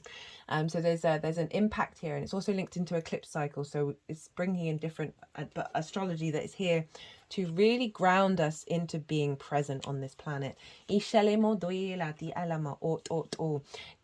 That is beyond the anxiety state that so often we can live in. So this is from the Shaman's Dream Oracle. This is First Breath, Beginner's Mind. A fresh start, a renewed curiosity, natural trust, there we go, beginner's mind. That's what the river is trying to, this is what this is saying. There's an element of flow here with a very powerful activation. So it's not about worrying about knowing all the answers with this activation. It's not about figuring everything out, just letting it run through you from a place of curiosity and flow. When the first breath card shows up for you, it's time to leave the old stories and tales behind. You have arrived. Take a deep breath and another. There is nothing else you need to do but to take in the new world that is revealing itself around you. Trust your natural curiosity. There we go. There is no need to dwell on how difficult the journey has been or how tight the passage to get where you are now. Just take it all in and experience the awe and wonder of your arrival at this destination. Even if it is the familiar place you have come to many times before, hello retrograde, back and forth over the same territory, try to experience it as if it's for the first time. For you are the renewed and the old you is no longer your concern. Practice the beginner's mind, not labeling or naming what you see or experience. That situation that was so difficult only a few days ago, just be with it and breathe. You have already gone beyond it, have overcome and resolved it, even if no one else realizes this yet. Soon enough they will as you move on. Do not squander the power of the first breath, giving the old narratives mouth to mouth. What's that word? Recitation. It's split, so my brain's not really great with words. So use it, resuscitation. Hey, use it for new beginnings to animate a world you can play and create in. Do not underestimate the power of your breath and the magic of the words. So this may be calling you to do some breath work, right? That's always a great way of tapping into spirit. But I love that after the initiation of going with the flow, that it is saying pretty much and the reason why I bring it up is just because it does always blow my mind, my tiny little mind, of just how much they're repeating what's coming through in the readings generally anyway.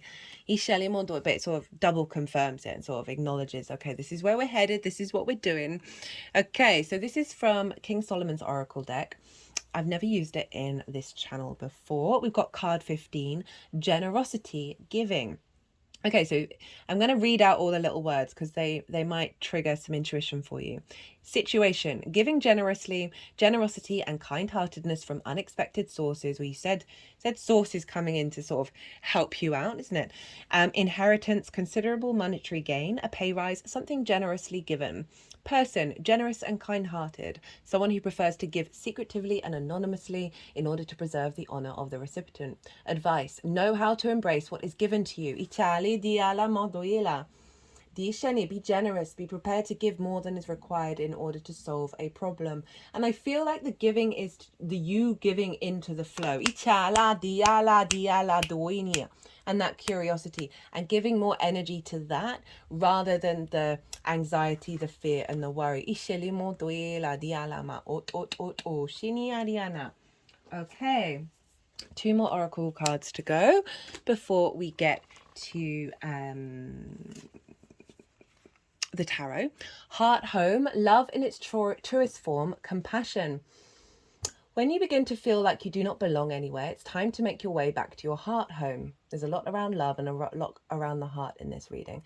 This is your true home. You're being called back to the quiet place where your soul resides. Put everything on hold for a short while. You're being offered the experience of love in its purest form, unconditional and unbounded. This is not the love you must work hard to earn or barter for. Drop into your heart space and rest there for a breath or two. Replace the judgment of yourself and others with compassion. Really, it is that easy when Heart Home shows up. There is no need to forgive anyone for anything. None of it occurred in spiritual truth. It is only your belief in the story that makes it so powerful. So that's an interesting transition from needing to go through that phase of forgiveness to really opening up the heart to where none of it's even touching you anymore. None of it exists. It's all going back into the heart, into love. Empty yourself of all judgment and preconceptions and allow spirit to fill you with the sweet nectar of peace. When the heart home shows up, it's imperative that you heed its call, lest the universe orchestrate a way to bring you back to yourself that is of a harsh nature. So this retrograde is calling you to go deep within your heart and figure out, what does love mean to you? How do you embody it? How is it restricted by the external world? And how does that feel within you? What's that doing to you? I often find I went through my own process of being, I've got a Virgo sun, so I'm the first one to sort of help anybody out, and I don't do it with any intention to receive that help back, and I very rarely ask for help. And so when I do, on the rare occasion, and I'm met with a no for no real good reason, I can then feel that in the past I've then felt the need to withdraw. There's a build up there, and it's through my own trauma and my own things that I've been having to work through, that I didn't like the fact that I was withdrawing that love energy, that heart energy. I didn't like the fact that I was so run down emotionally that I couldn't give in the way that I genuinely love to give. Like it's part of my nature.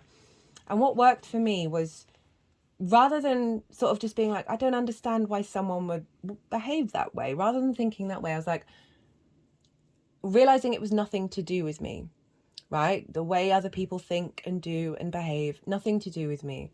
And honoring, when you honor the I am of your own experience, you have to honor the I am of everybody else.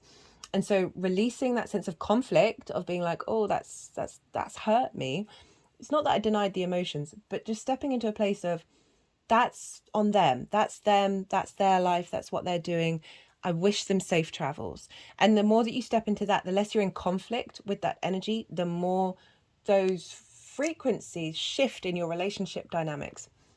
And then I noticed that certain people were behaving in ways where I was like, oh, this is what I wanted.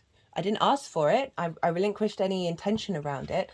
And then they started responding in that way. And it really does free up a lot of energy, that things then shift because you're no longer in conflict. And then I found, this is what I wanted to say, and then I found I had all the energy in the world to give. I no longer felt drained in the same way. And it was no longer kind of like the pain if I didn't feel like at any point I was getting support.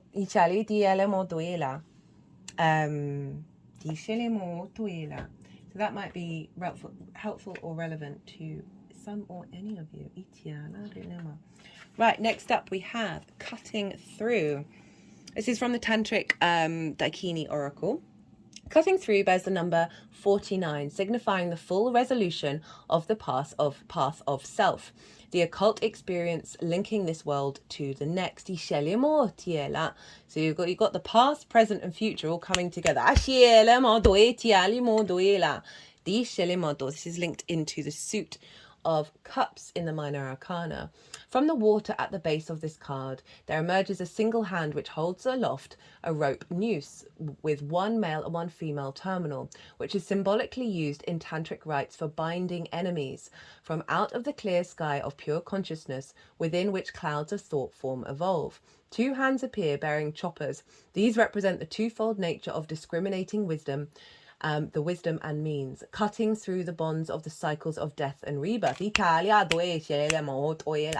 like a unifying energy. This whole picture thus represents the way in which the unconscious mind should be searched for the purest motivation within. You know, what was I saying about getting to love and figuring out, okay, well, why am I responding in these ways? Why are other people responding if not, like, and get to the root of it. Act in a decisive, conclusive manner upon all problems of thought which inhibit clarity. There's an element of resolution here and coming, what did it say? The resolution of the path of self. So through all of this journey, you have it's bringing in more clarity. It's bringing in more illumination of the actions that come from your soul when it's in a state of unification. So the tarot, we got the Three of Swords, the Two of Swords. We have the Fool, the World, hello Saturn, Three of Cups, and then how to work with it, Lady Justice. So this is kind of acknowledging a lot of the heart and a lot of the love stuff that we've been talking about.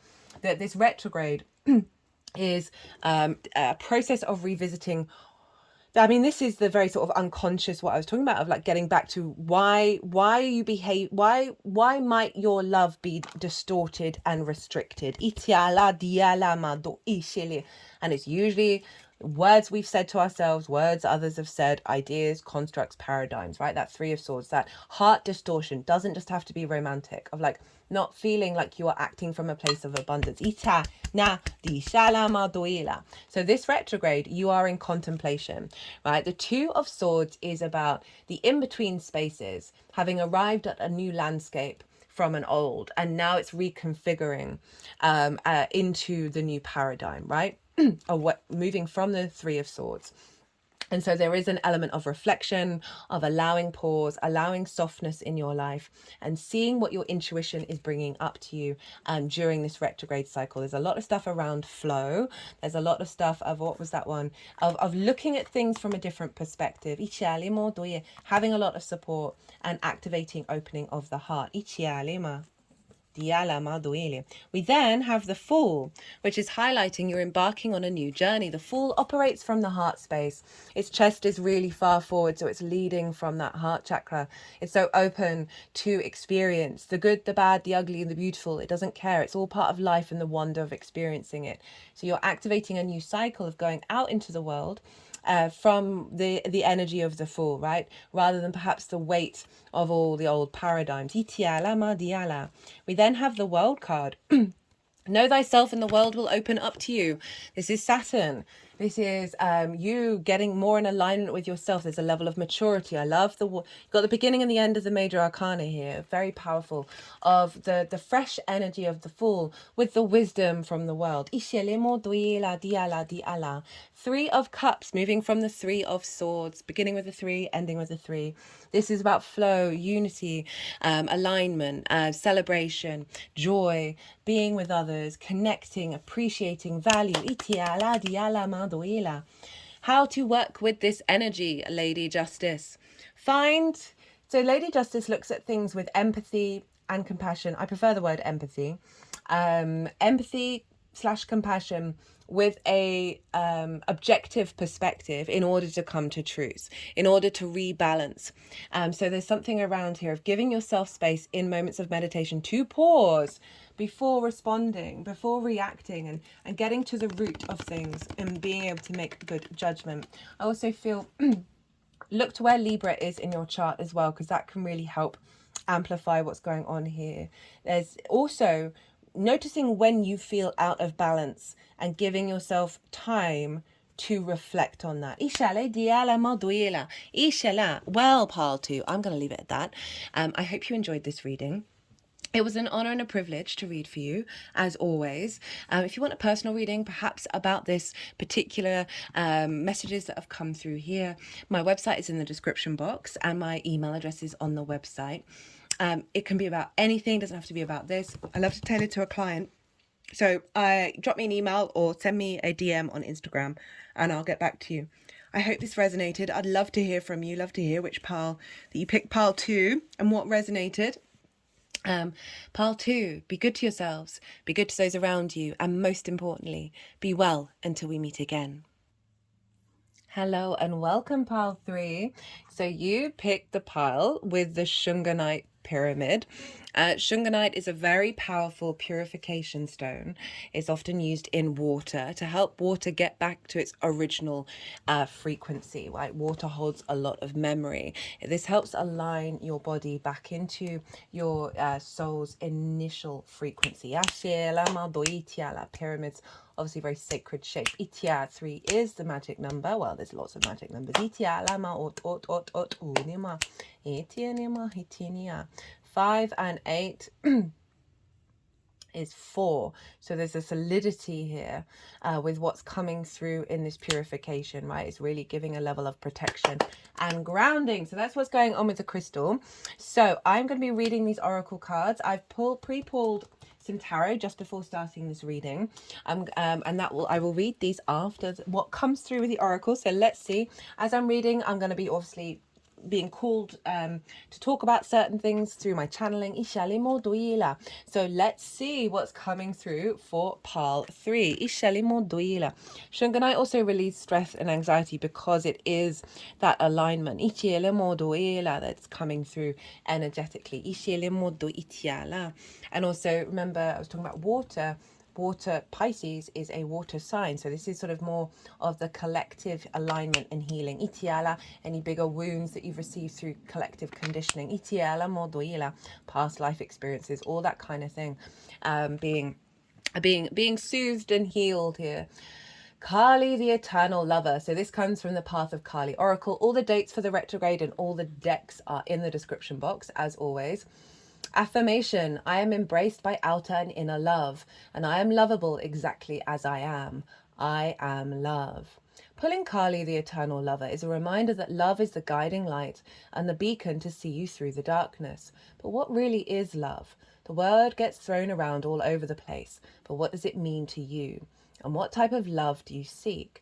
In one of Kali's mythical stories, she stands on Shiva after her killing spree, and just before she drives her sword into his chest, he meets her gaze and expresses pure love to her.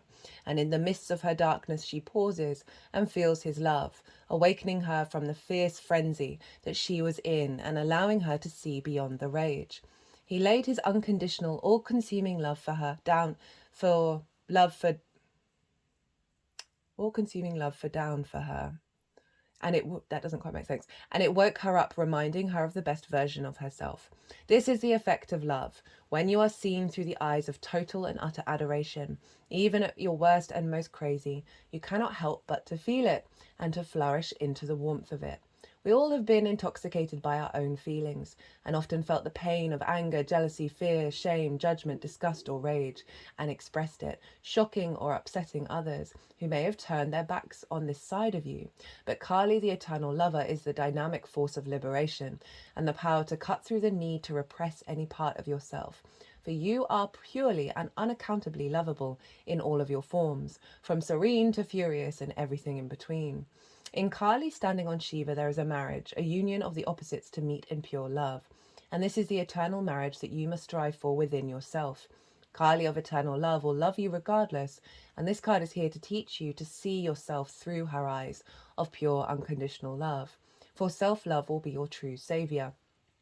When you embrace every one of your aspects, love will emanate an ultimate divine union with yourself will be yours. Do you dare look Kali, the eternal lover, in her eyes and find the love behind the pain in your life? Love yourself even in the darkest moments.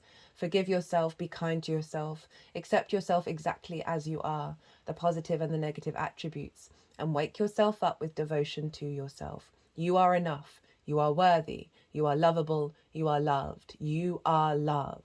You are divine. So this is a message from Kali, the eternal lover. Within my darkness, see the illumination of love, for love is everywhere. Love is the beginning and the end, and love will always be the place you can turn to for a warm embrace. Love will nourish you and fulfill your every need. I am here to remind you to look for love not only externally, but also internally, for all love comes from within. I am love, I am you. We are pure, eternal love. So Saturn in Pisces, Saturn anywhere can be a difficult transit. In Pisces, it can exaggerate disconnection. It can exaggerate. It is a very unconditional energy, right? Being able to see that all rivers lead to the same ocean and have that level of unconditional acceptance and empathy for yourself is an incredibly difficult thing. And Saturn moving through this sign, if you pick this pile, it feels like that's activated a cycle of disruption around your capacity to truly love yourself. And so with the retrograde, we are now observing everything that's happened and recalibrating back to the truth of loving every single part of you. You may have had some difficult situations come up, perhaps haven't worked out in your way, and it's caused a great deal of wound or pain or frustration. And it's not about denying those emotional responses. It's about knowing that within all of that, at the root of all of that, is love. Which can be very, very difficult for us to do.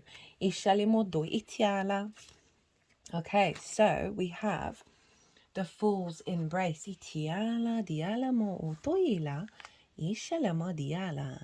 This is from the Shaman's Dream Oracle. Transmutating pain. Allowing life to love you. The experience of both and. The pain of life is sometimes unbearable. When we're in it, we think that pain, that loss, that betrayal will always be woven throughout our continuity of existence. We're kept hostage by the way we identify with the pain and what we make it mean. If we let it, it becomes etched into us like a tattoo. No matter where on the spectrum of pain you find yourself now, whether it be mild disappointment or searing loss, it's time to make peace with it, befriend it, rather than resisting it, running from it or judging it as bad or unfair or hostile. Can you see the gift that is here? Surrender to the Fool's embrace, allowing the truth to envelop you in love and compassion. What if you could learn something amazing from this? What is truly yours will not pass you by. Something better and perfect for you is waiting elsewhere. If you could come to terms with the liberation and freedom inherent in loss, your broken heart might open you up to a greater sense of humanity and compassion.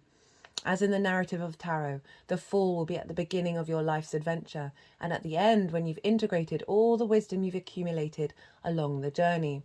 He will never let you down or lie to you. He will, however, teach you to revel in both the beauty and desperation of life, both and. This and that will always be true.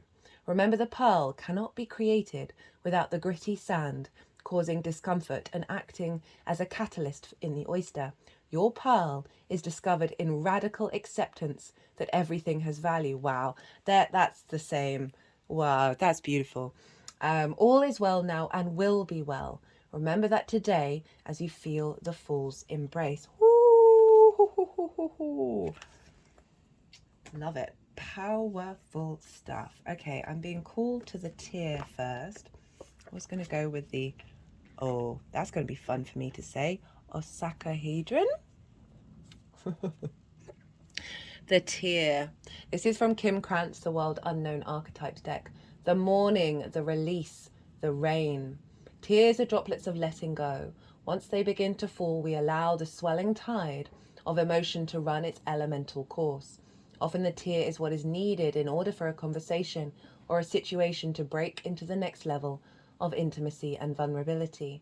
Some say that tears are so powerful in softening our ego, This is about that they open up a portal to the unseen world.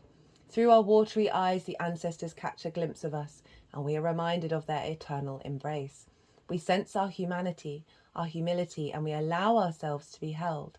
It is likely this card appears when there is grieving yet to do, a sinking down into disappointment or despair that once acknowledged will bring a shimmer of clarity to our dewy eyes. Ishalimo duila, ishalamo duila, dialamo duila, dishalamo duila.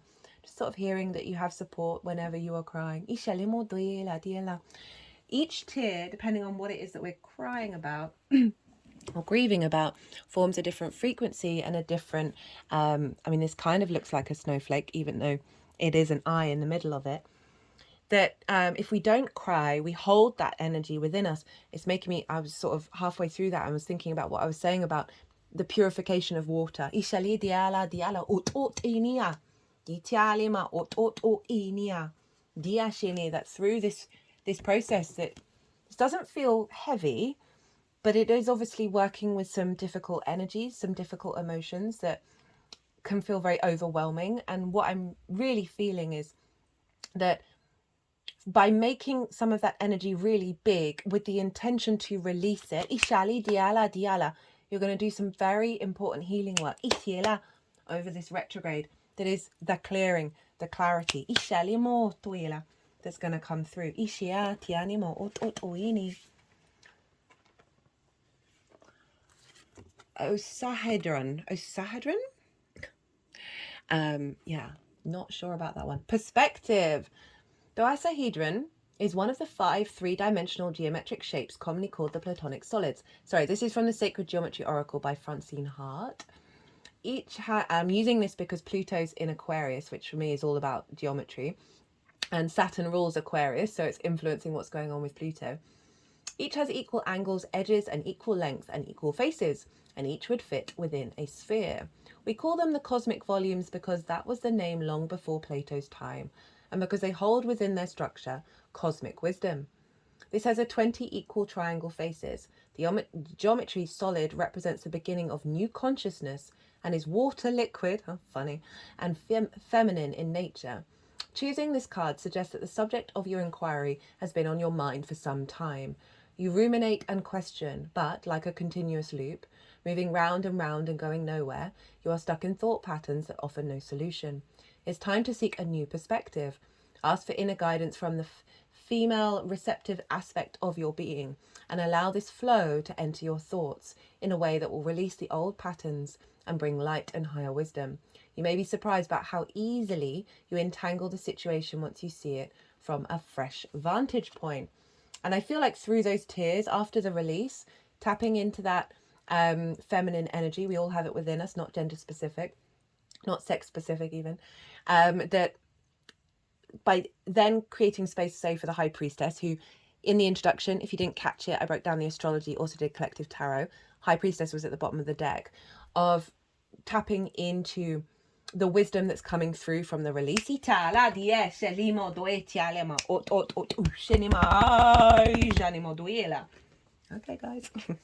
I like that one.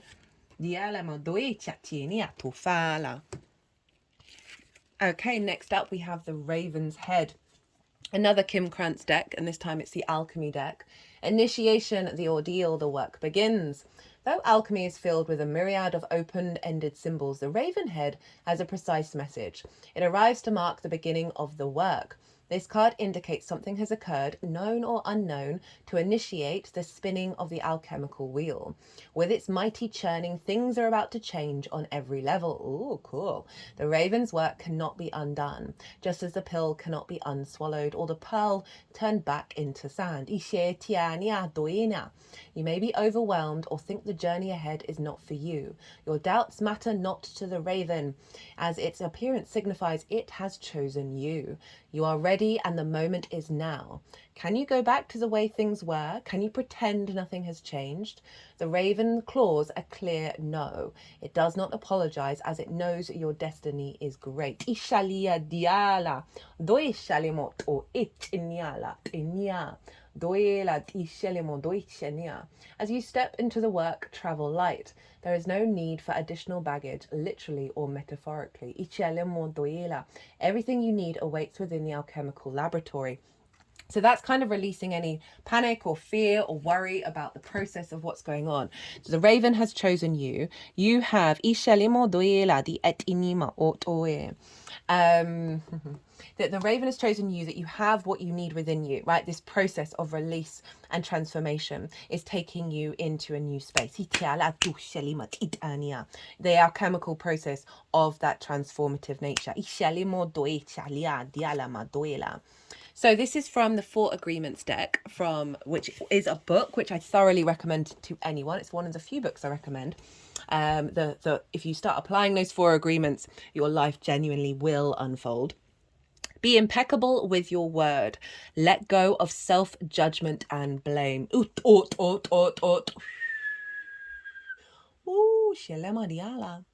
Being impeccable takes you. Being impeccable, you take responsibility for your actions, but you do not judge or blame yourself for anything, right? So it's acknowledging what's happened and then stepping into the new framework without judge, without blame, right? So we can observe what may have happened. This can be just generally internal self-judgment around external things as well. Perhaps how you've responded to them, however that this is resonating with you. It's going to be a multiple of different things that by allowing yourself to release the judge or the blame. Remember, the Fool was saying everything you're doing is bringing in wisdom. This is allowing you to enter into the new paradigm. So you might want to do some meditations around what self-judgment and blame you have within yourself. And this is also about not judging or blaming others. It's a separate entity. This is about self-centering back into a capacity for you to expand rather than be limited by that judgment and the blame. It keeps us very, very, very small. Because the raven's knocking with the pearl, right? Wanting to bring in the luminescent energy of the pearl. That has only become the pearl through the irritation of the grit. So this is from the Starseed Oracle by Rebecca Campbell. Messenger, Sirius energy, bringing harmony and balance. Oh, I like that with here. You're part of the lineage of souls who have dedicated their lifetime to uplifting of the planet. To returning time and time again to seed the light. I just talk about luminescence, that's funny. The crystalline ones, the ones who are here to plant the sacredness of life back in, to honour both the sacred feminine and masculine, to usher deep reverence back in. Many ascended masters are thought to be connected to the energy of Sirius. Often appearing as shades of blue, they hold the frequency of pure love and are here to help the masculine and feminine exist in harmony. That can be internal as well as external for what may be going on in your situation, to ensure greater balance. To help us see that we're all connected and that the masculine and feminine energies exist within all of us. You're being called to bring about this balance and harmony between these two energies, to be a guardian of harmony and balance on the earth. Think of the whales travelling around the globe, sharing love through their healing vibration song. Their unique notes send balance and harmony to every corner of the planet. The whales are basically the Shungite for the ocean.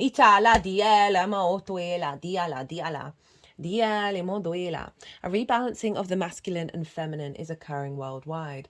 It's a resurgence to the sacred within all of us, a returning to the sacred union within, a rekindling of heaven and earth. You can begin to bring harmony and balance by creating it in your own life. The ripple will flow from there. You can honour the balance of sacred masculine and feminine energies within yourself and others. I'm just wondering, because this is calling you to tap into the feminine energy, and we've been dealing with a lot of water here, that there may be judgment around that aspect of yourself. This is only going to relate to some of you. As always, take what resonates, leave what doesn't. That with all these big emotions and these tears, you know, there's a lot of stigma around men crying. There's a lot of stigma around women crying, of allowing the capacity to bring harmony into that we both energies can work with this. And I think by accepting that, you are then bringing that harmony within yourself.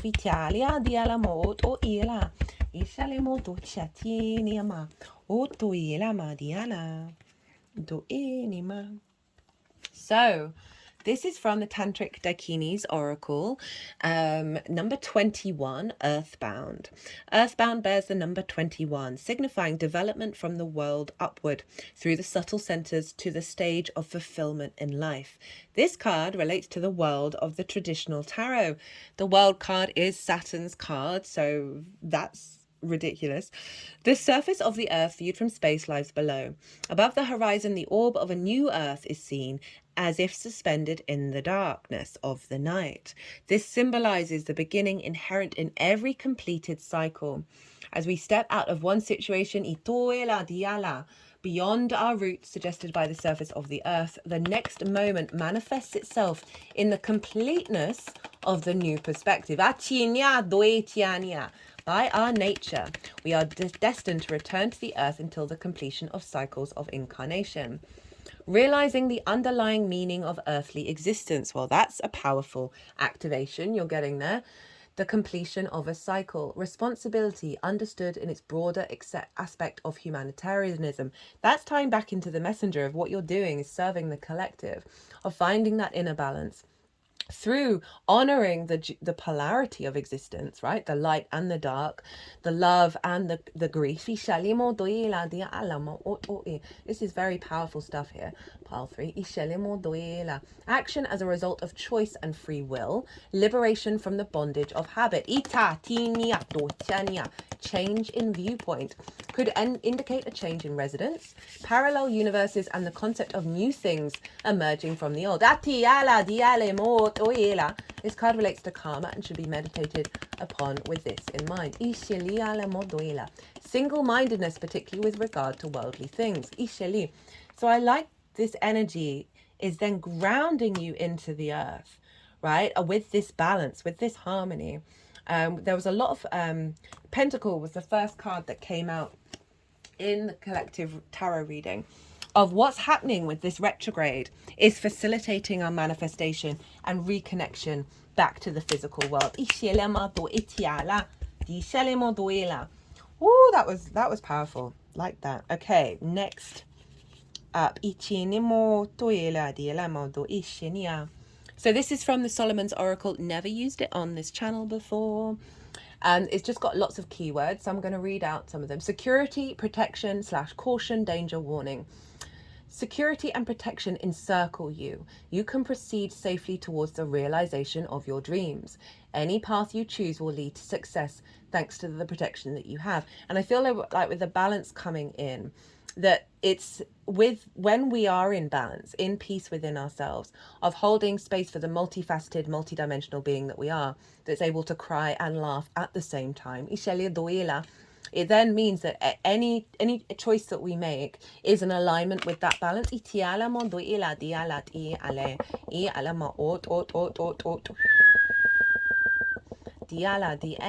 That's I just scanned the other words and I'm not really getting any resonance from that, so I'm not going to read the rest of that out.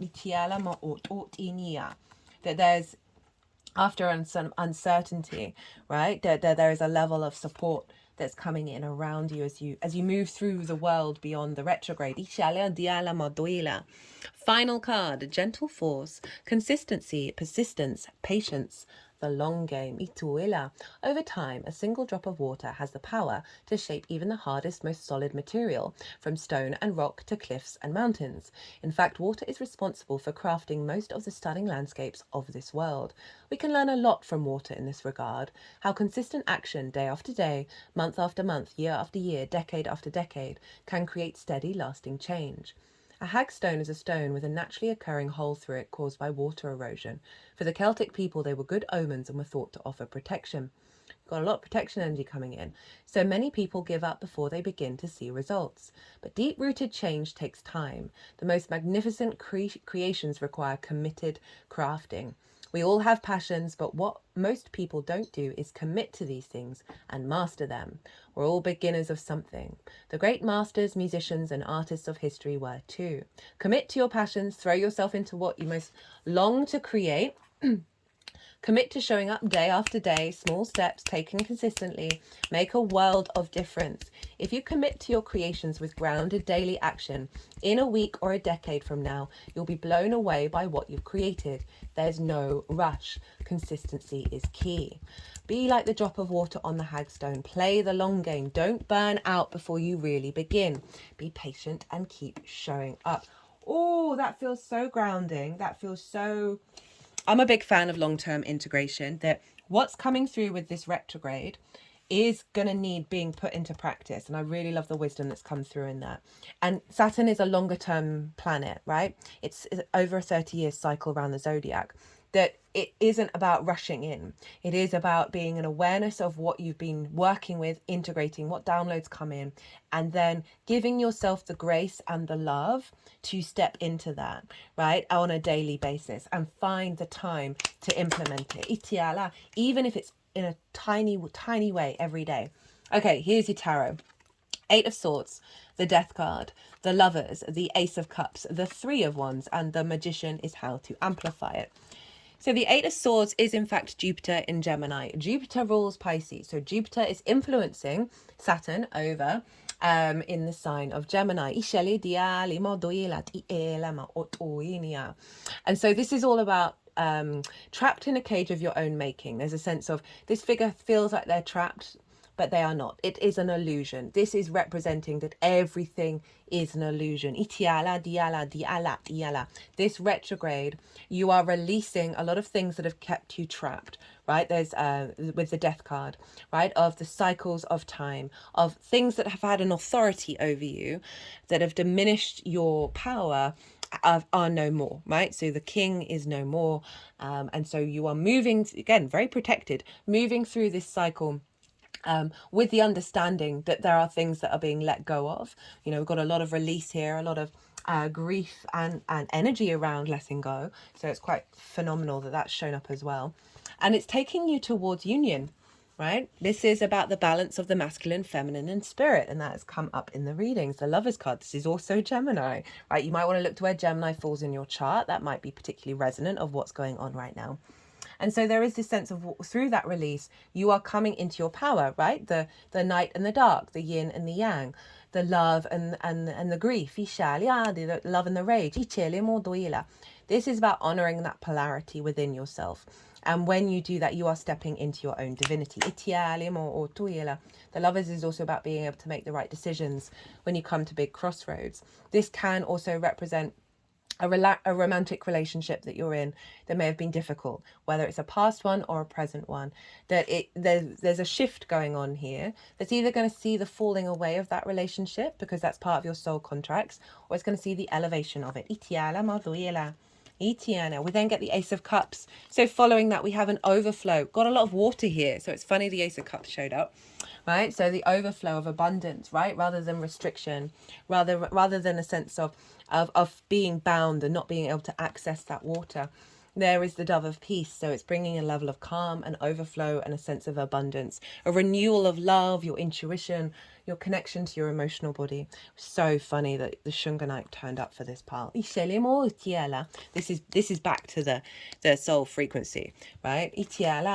Three of Wands. So then you're embarking on a new journey from a place of confidence. This figure knows it's done the best that it can, right? It knows it's done all the prep work. It's starting a new journey. It doesn't know where it's going, doesn't know how it's going to turn out, but it's on the higher ground. It's very confident in its energy. It's Sun in Aries, very powerful. Of you're embarking on a new journey. This isn't about controlling and worrying about how it's going to unfold. This is about knowing you have the power within you to step confidently into this new cycle. How to amplify this? The Magician. Right, so this is very playful energy. This is understanding, this is beautiful. This is beautiful because this is summing this up. The Magician understands that everything in its reality and the multidimensional sphere is a resource in order to create and manifest. So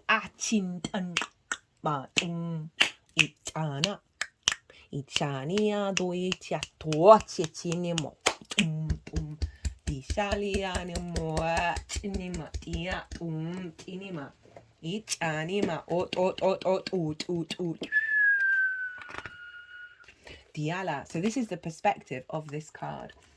right, of now seeing all the things going on, right? The Fool goes into life thinking that everything is just an ore to exist in, right? It's just the experience of life itself. And so this is really calling you to play around, right? To know that you are the magician, that you have the capacity to manifest from everything that's happened in your entire life, both in this lifetime and past ones. Right, pile 3. I'm going to leave it at that. I hope this resonated. If you want a personal reading, perhaps to go even deeper in what's come up here or anything else at all, my website is in the description box and my email address is in the website. Drop me a line. Send me a mess DM on Instagram. I'm on there as well. We'll figure something out. Pile 3. Be good to yourselves. Be good to those around you. And most importantly, be well until we meet again. Hello and welcome, Pile 4. For your pick a card reading for Sagittarius, it began with an S, Saturn Retrograde in Pisces. You got 3 extra cards compared to everybody else. 3 of the decks were like, not just 1 card, we want 2. So you picked the pile that had the Moldavite, right? It's unfortunately, you can't really see that this is green. There you go, you can kind of see there.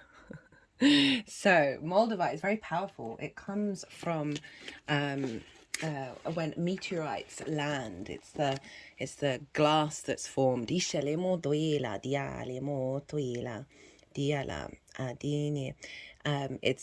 formed when a meteorite lands on this planet, right? So it's basically got alien energy in it. Moldavite is a stone to serve the inhabitants of this planet. It stimulates cooperation between those of extraterrestrial origins and those who are experiencing life on Earth. It carries one beyond the mirage of life to a home from which one has been absent, providing the image of eternity and the vision and energy to translate the image into reality. It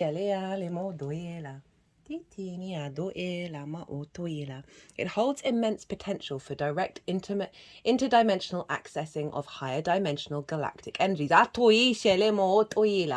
To draw into the earth plane those thought patterns and light vibrations that are optimal to one's preparation for ascension and illumination. Whoa, powerful. It facilitates strong, clear, and direct interdimensional interconnectedness between one's consciousness and the higher planes of light. It expands the scope and the magnitude of the vibrational spectrums which one can approach, while allowing for a more encompassing passageway to those spectrums of which one already has access. That is, one will see more clearly and will see with an expansion of vision within the vibrational territory to which one has ventured, and or one will be provided with interconnection with the multidimensional horizons not yet experienced.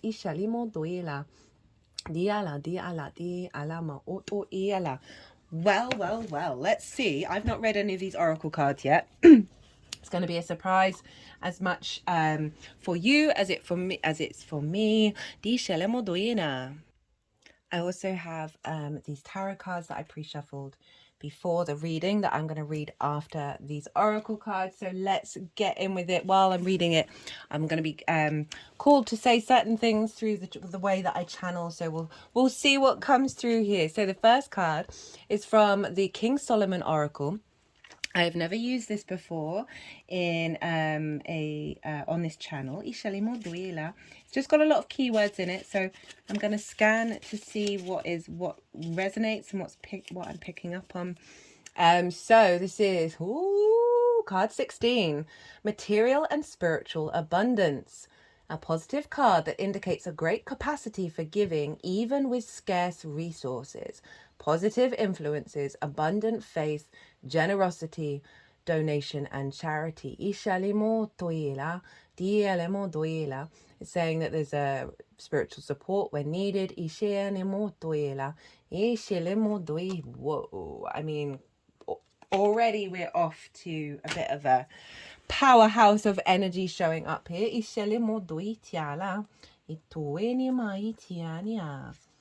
What was that? Spiritual and material. What was that key phrase? Material and spiritual abundance. Well, blow me down. That's pretty cool. Okay, so next card up is from the Tantric Dakini Oracle deck. All the dates and all the descriptions, all the dates and all the decks are in the description box. If you haven't caught the introduction as well, that's where I break down sort of the astrology of what's going on with Saturn, what does a retrograde mean, as well as did some collective tarot as well. So high tension. High tension bears the number 41, signifying the combination of great physical powers exerted through the will. Whoa, okay. According to the classification of elements, this is the fire card from the Minor Arcana. Like a giant standing on the mountain peaks, the muscular body of a weightlifter is depicted emitting flashes of lightning from the region of the throat. This is used in the third eye and throat chakra, the Moldavite. The body is without any head and the two hands rest on the hips of the figures. This card shows the human body as an energy field, a conductor of currents, emitting positively charged energies in sudden flashes, yet pushed to the extremes as it is suggested by the expanded muscles and the gigantic proportions. The figure is like a landmark, a lighthouse, flashing waves of energy across the landscape below. The questioner finds the need to take a firm position. As a warrior, this is an extremely uncomfortable situation to find oneself obliged to maintain because of the constant outpouring of vast amounts of energy. Thus, it is also a state of high tension, requiring the ability to relax and recuperate at the first possible opportunity. So, it is the combination of great physical powers exalted through the will. We've got abundance of material and spiritual plane. We've got higher alignment with the ETs out there, and your capacity to stand very tall and very firm in your energy.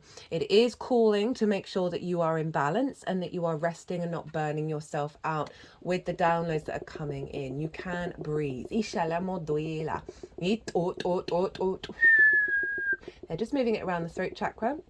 So I feel like this activation, this abundance that's coming in, is acknowledging that you've always had this within you, of the strength of will within how you communicate. The messages that you receive, the expression of your true soul's identity, which is you, by the way, and authenticity. But I'm just getting the feeling that, you know, it has got a warning of with abundance, we can then burn ourselves out, right? So it is calling for time to let yourself regenerate. Oh, that's pretty powerful. Combination of great physical powers exerted through the will. So with this material and spiritual abundance coming in, you're going to have the capacity, as I said, to stand in your power.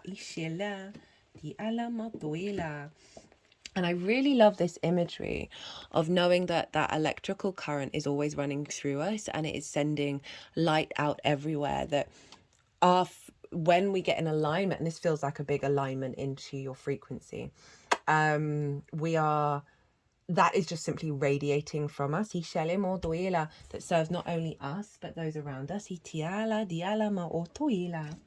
Okay, next up is the Water Carrier from the Healing Waters Oracle by Rebecca Campbell. Saturn's currently in Pisces, which is why I'm using this. What really matters, reflect and reprioritize. In most parts of the modern world, humans have become disconnected from each other and the planet. We've forgotten simple things like where the water that sustains us even comes from. We speak about creating harmony and peace on Earth, but really our focus should be on creating harmony and peace with the Earth. It is possible that our disconnection from seeing the Earth's resources as sacred that's made us so disconnected. When we look into our future, we can see that without water there can be no life on Earth. Without water, humanity cannot survive. This is a card about getting your priorities right and focusing on what truly matters.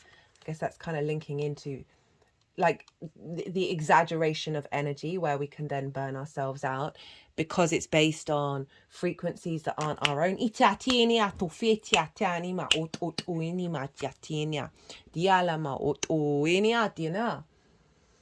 our busy world, it's so easy to get swept up in things that seem important and urgent when really, at the end of the day, we realize that worrying about them has been a waste of time, resources, and energy.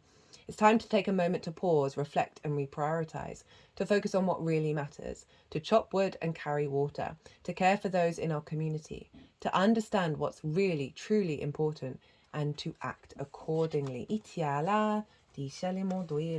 Just sort of heard in my head of like, there's going to be an activation around this. This feels very channeling energy.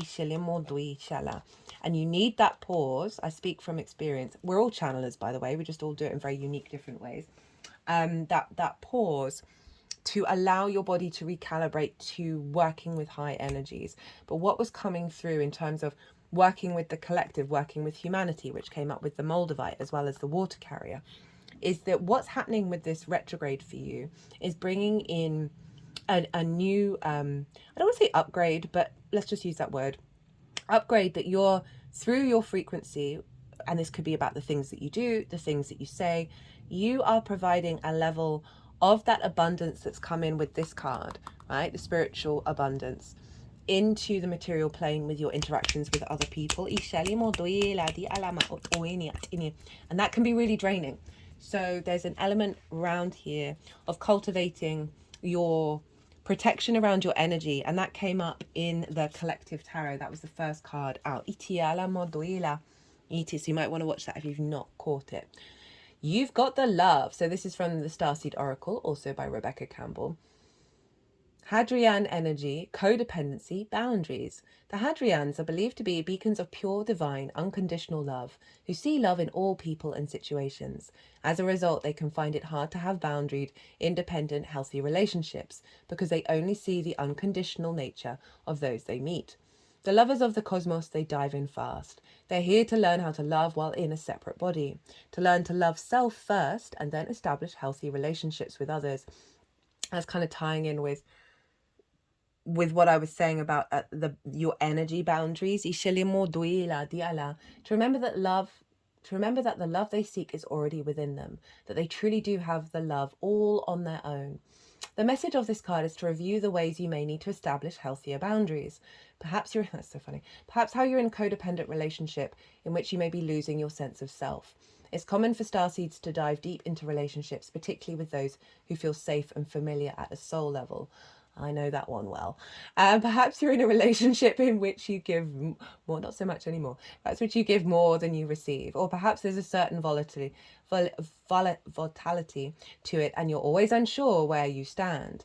This card is assigned to do a relationship review and see what energetic agreements you've made, consciously or unconsciously, to acknowledge if there are relationships in which you feel anxious or powerless, in which you don't feel like it's safe to relax and just be you, to assess if there are any places of inadequacy that you've used a relationship to soothe and cover up.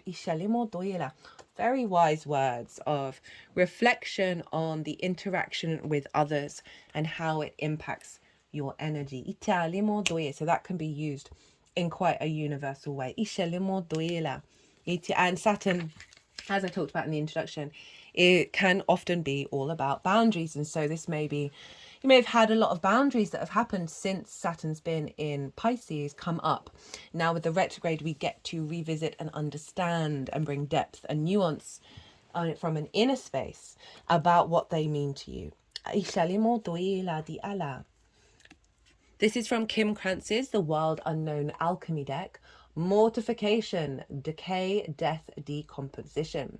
Mortificatico is the great alchemical operation of darkness.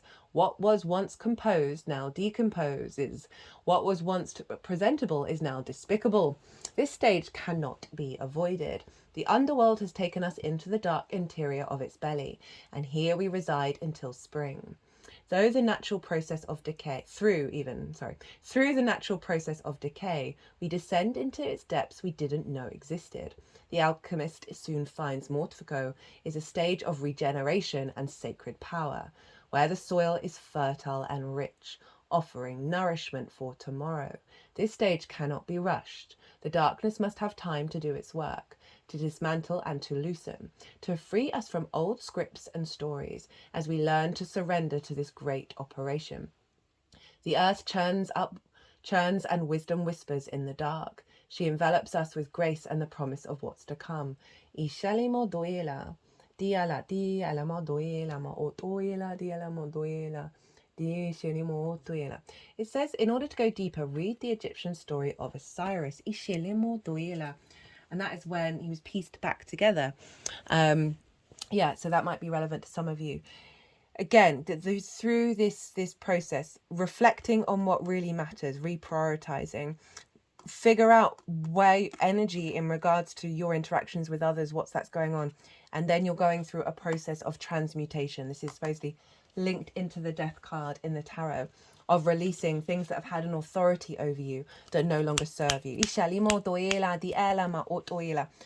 transits aren't easy, and this is my fourth picker card. All the picker cards are timeless, even though they are linked into transits. It's quite amazing how all of the picker cards for this reading, the 4 of them, there is a darkness to all of them. Now, I haven't had that in any of the picker cards because Saturn has the capacity for us to step up into a level of maturity around cause and effect and consequences.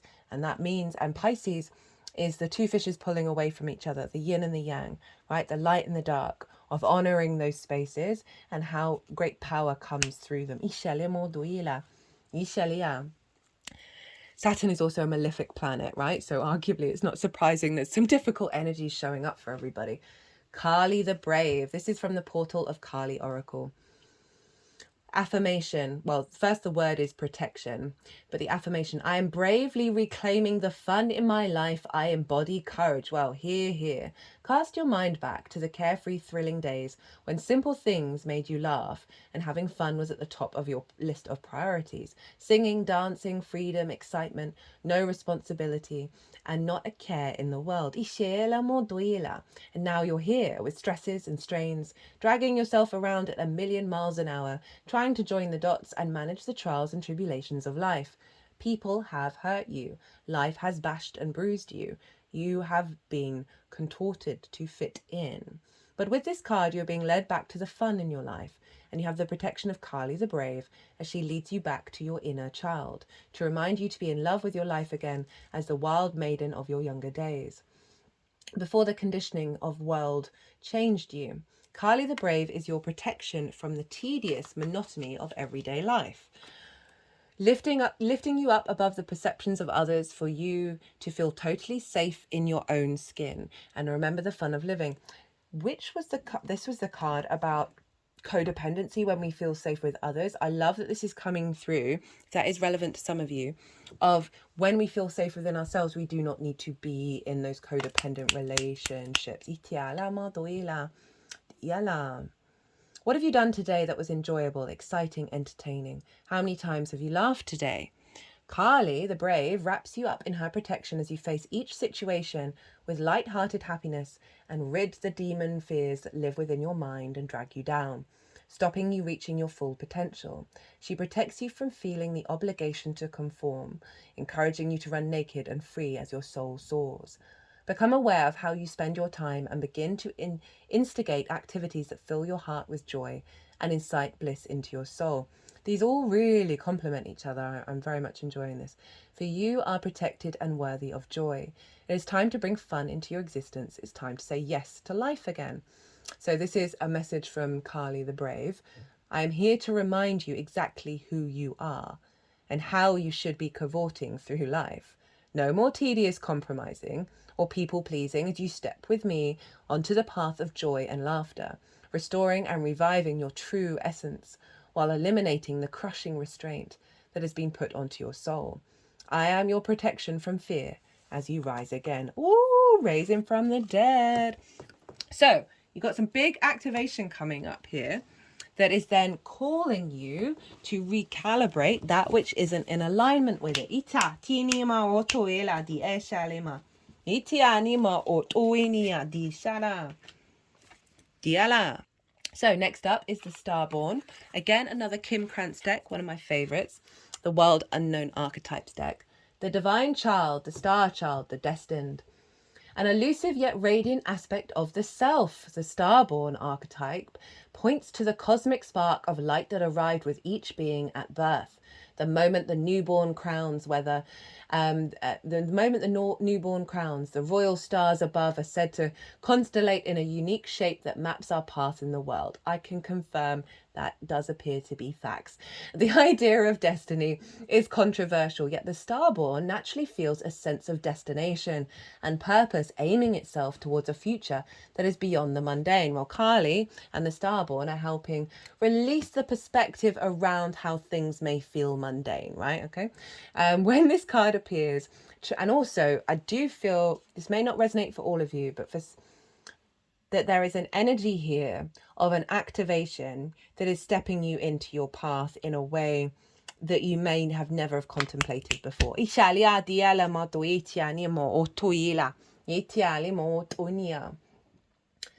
When this card appears, travel back to your birth story for clues and insight. What did you desire when you were young? Practice seeing your life from a mythic point of view rather than a series of logistics. Read the story of the three fates and envision yourself born under the stars with a unique destiny. When light, trusting, vibrant, and aimed. Have your chart read. My website is in the description box, guys. Study your constellated shape. Ask questions. What does the process conjure in you? Faith or mistrust? What would happen if you saw the galaxy as your ally? When this card appears, don't be surprised if you receive a surge of desire for a long-lost dream, one you haven't visited since childhood. I would go even further back to past lifetimes, to be honest. That's the energy of this. Inshallah. Let this desire shake you up, although so often our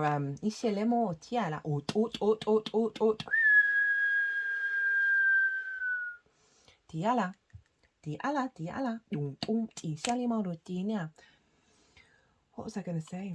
Oh, so often, obviously, clues in our early lives are very much linked into past life energy. So this is from the 4 Agreements Oracle, one of the few books that I recommend. Once you follow those 4 agreements, your life genuinely does unfold. Right, always do your best. Do your best because you want to. You do your best when you are enjoying the action or doing it in a way that will not have negative repercussions for you.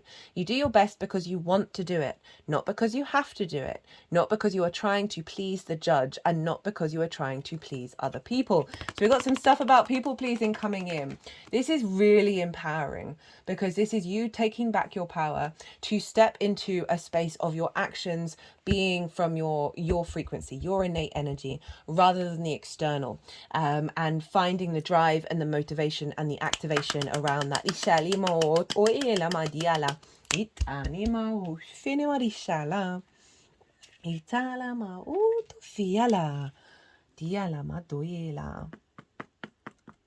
So whatever's coming in, tapping into this, like do the best because you want to, it's as I said, is going to act as a generator. It's gone over Kali the Brave.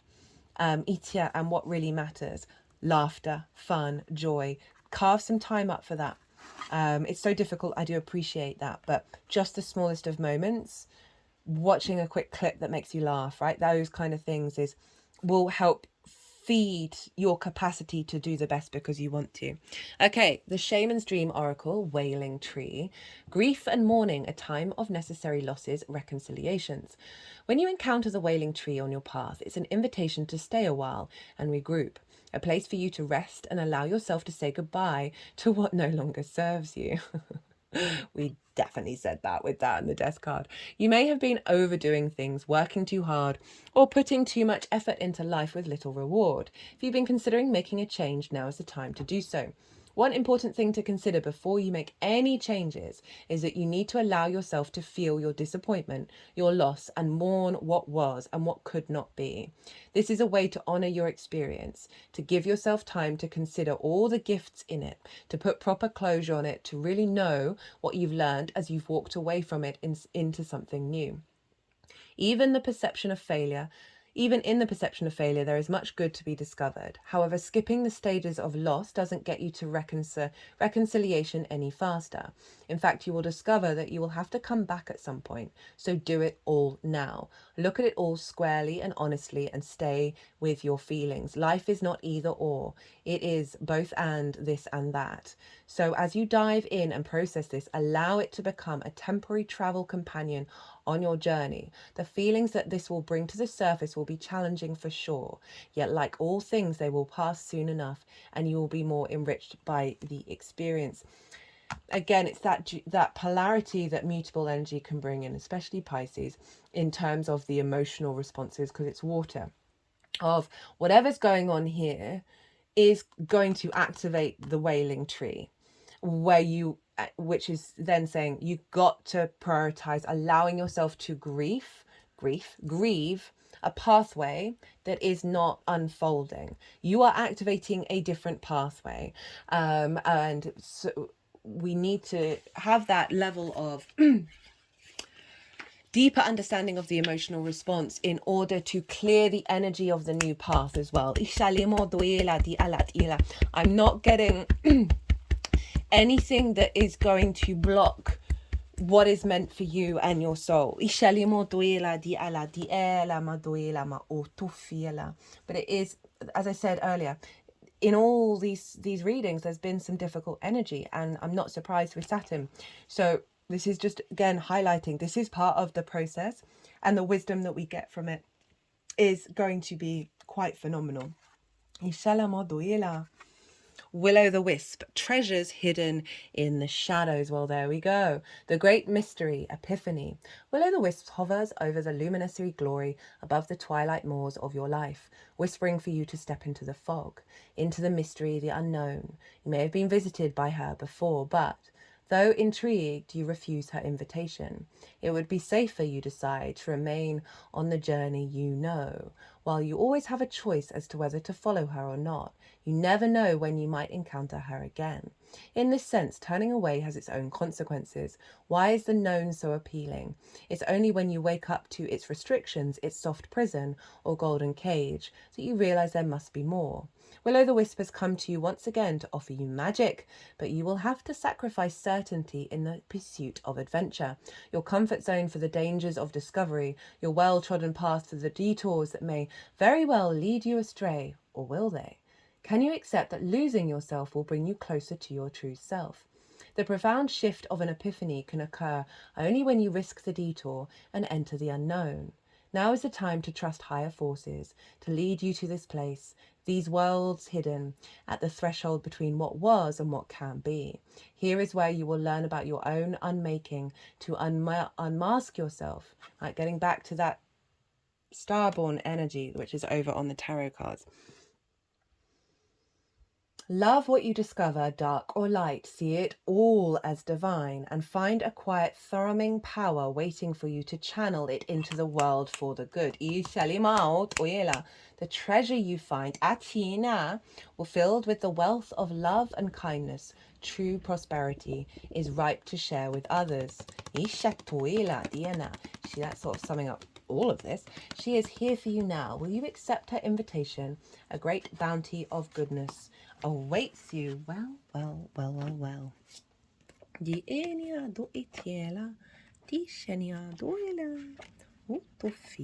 Next up we have the Golden Spiral. Divine Proportion.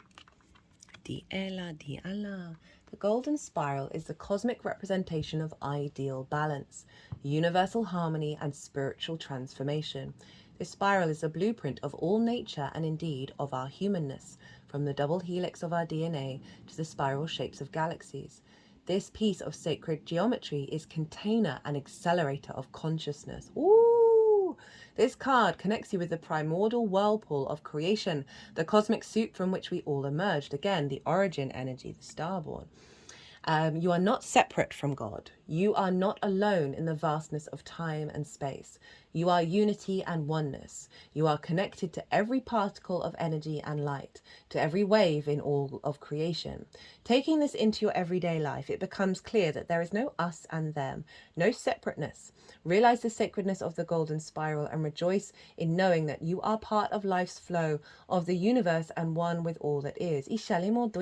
So there's a sense of figuring out boundaries in order to get back to the universal love, right? We are all the same. All within the one. I really, really like that energy of that transition. Again, it's not about not having preferences. It's not about respecting your emotions and your emotional needs, but with a perspective around how it is all connected. That frees up so much energy. So we have, this is again from the Tantric Dakini Oracle, elixir fruit and essence. Bears the number 56, signifying the path of exalted senses. According to the classification by this element, this is an earth card, of the minor arcana. Against a bed of blackberries, symbolizing the richness of the fruits of the earth, a mouth with tongue extended emerged between the two peaches, representing the past and future taste essences. The card is a symbol of the taking of ambrosia, the taste essence of all things, the extract of each experience of the senses. It suggests that there is an organic remedy to all physical and psychological poisons, and that good taste or real discrimination is the means for realizing such a faculty. Faculty. Words today have not been my friend. Faculty. Maybe faculty. That good taste or real discrimination is the means for realizing such a faculty, there we go, within the self. Take the taste of all things of the world without becoming attached to them. So this is kind of what I was saying of having those I talk quite a lot. Regulars, you've heard me say this so many times. The more that you know yourself, the less boundaries that you need. I talked about it in the introduction as well. That means that you can honor your journey and the journey of other people, and understand all the experiences are all just the universe figuring itself out.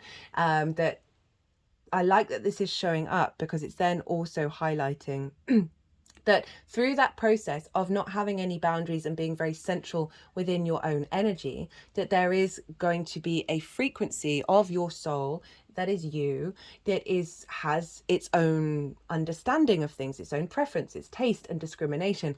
And it doesn't mean about being in conflict with that which is not that. It's just certainly having a level of a deeper understanding of what truly nourishes you, rather than perhaps codependent relationships. I mean, that's just one example that's come up. Take the taste of all things of the world without becoming attached to them. Move towards the sweet rather than the bitter tastes of life, the fruit of all experiences. I am going to question that one, because bitter things are really, really good for you. Big fan. But overall, there's a sense of you may find those bitter things sweet to your nature. It is about getting in alignment with the sweetness of your nature and being drawn to things that are part of that. The final oracle card, and then we'll move very on to the tarot. So the final card is mandala, sacred round. The Sanskrit word mandala means circle and center.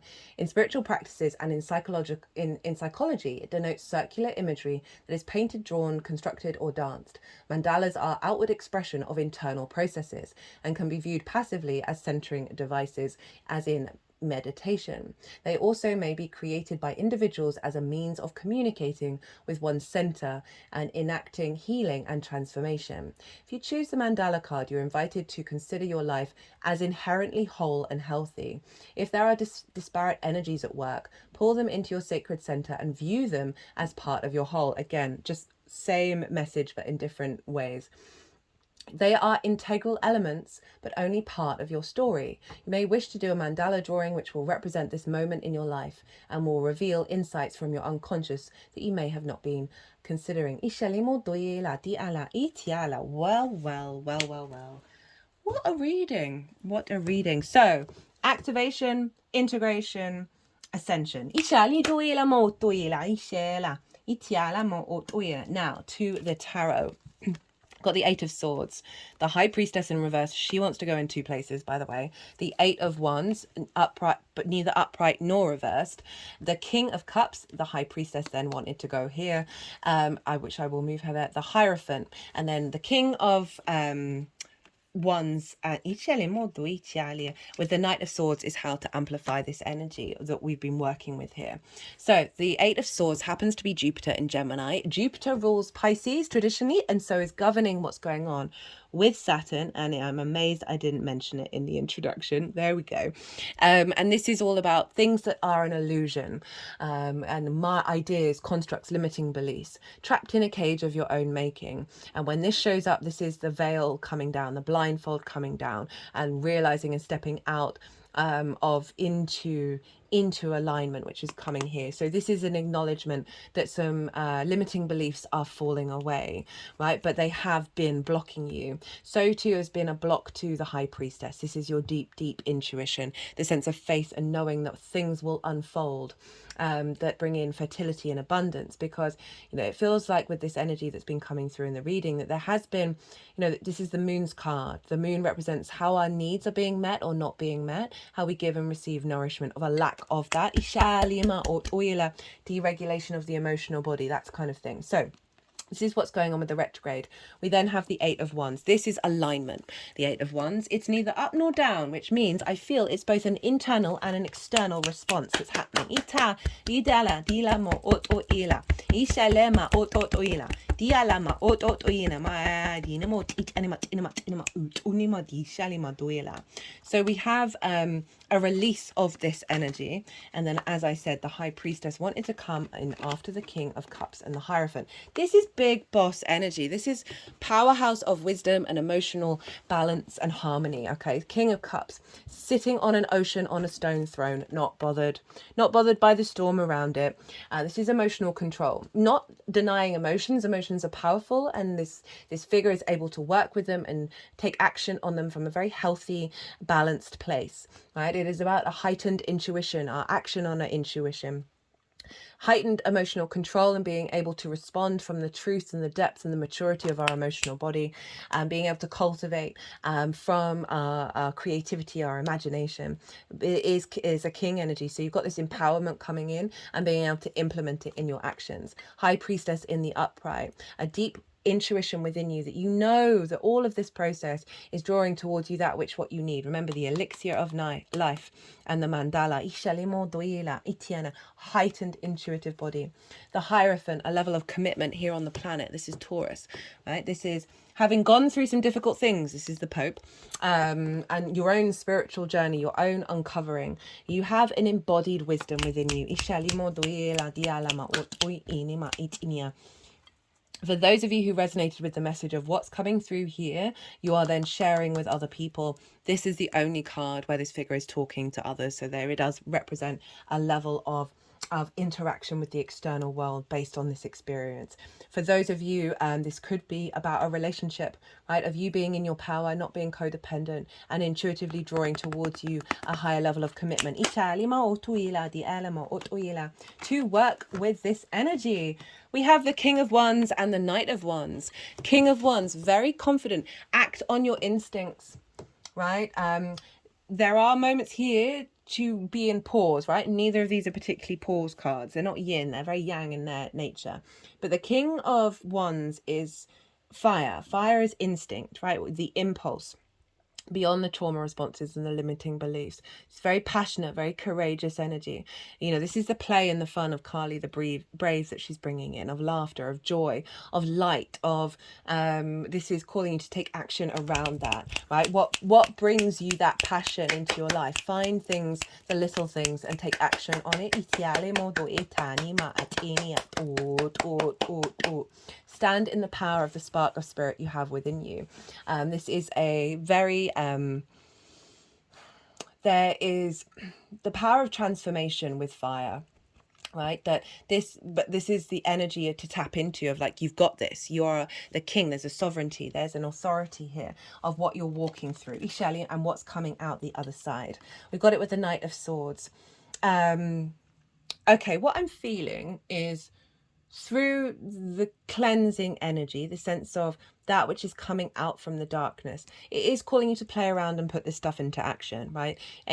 Through your instincts, through your inspiration of embodying these new perspectives that are coming in,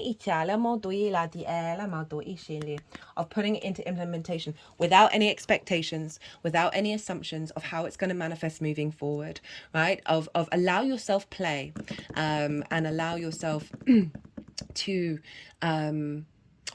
work with, what am I trying to say here? It is calling you to do a lot of self-reflection, and with the wisdom that comes through from that, it is saying put that into action. And as I said, without expectation of how that's going to turn out, because that's a fool's errand to do that. Right, powerful. Well, what a reading. That was pretty powerful. You are serving the cosmos, and I appreciate it. Thank you for your time. As I said earlier, if you want a personal reading, my website is in the description box. Doesn't have to be about this, can be about absolutely anything. Pile 4, be good to yourselves. Good luck out there. Be good to those around you, and most importantly, be well until we meet again.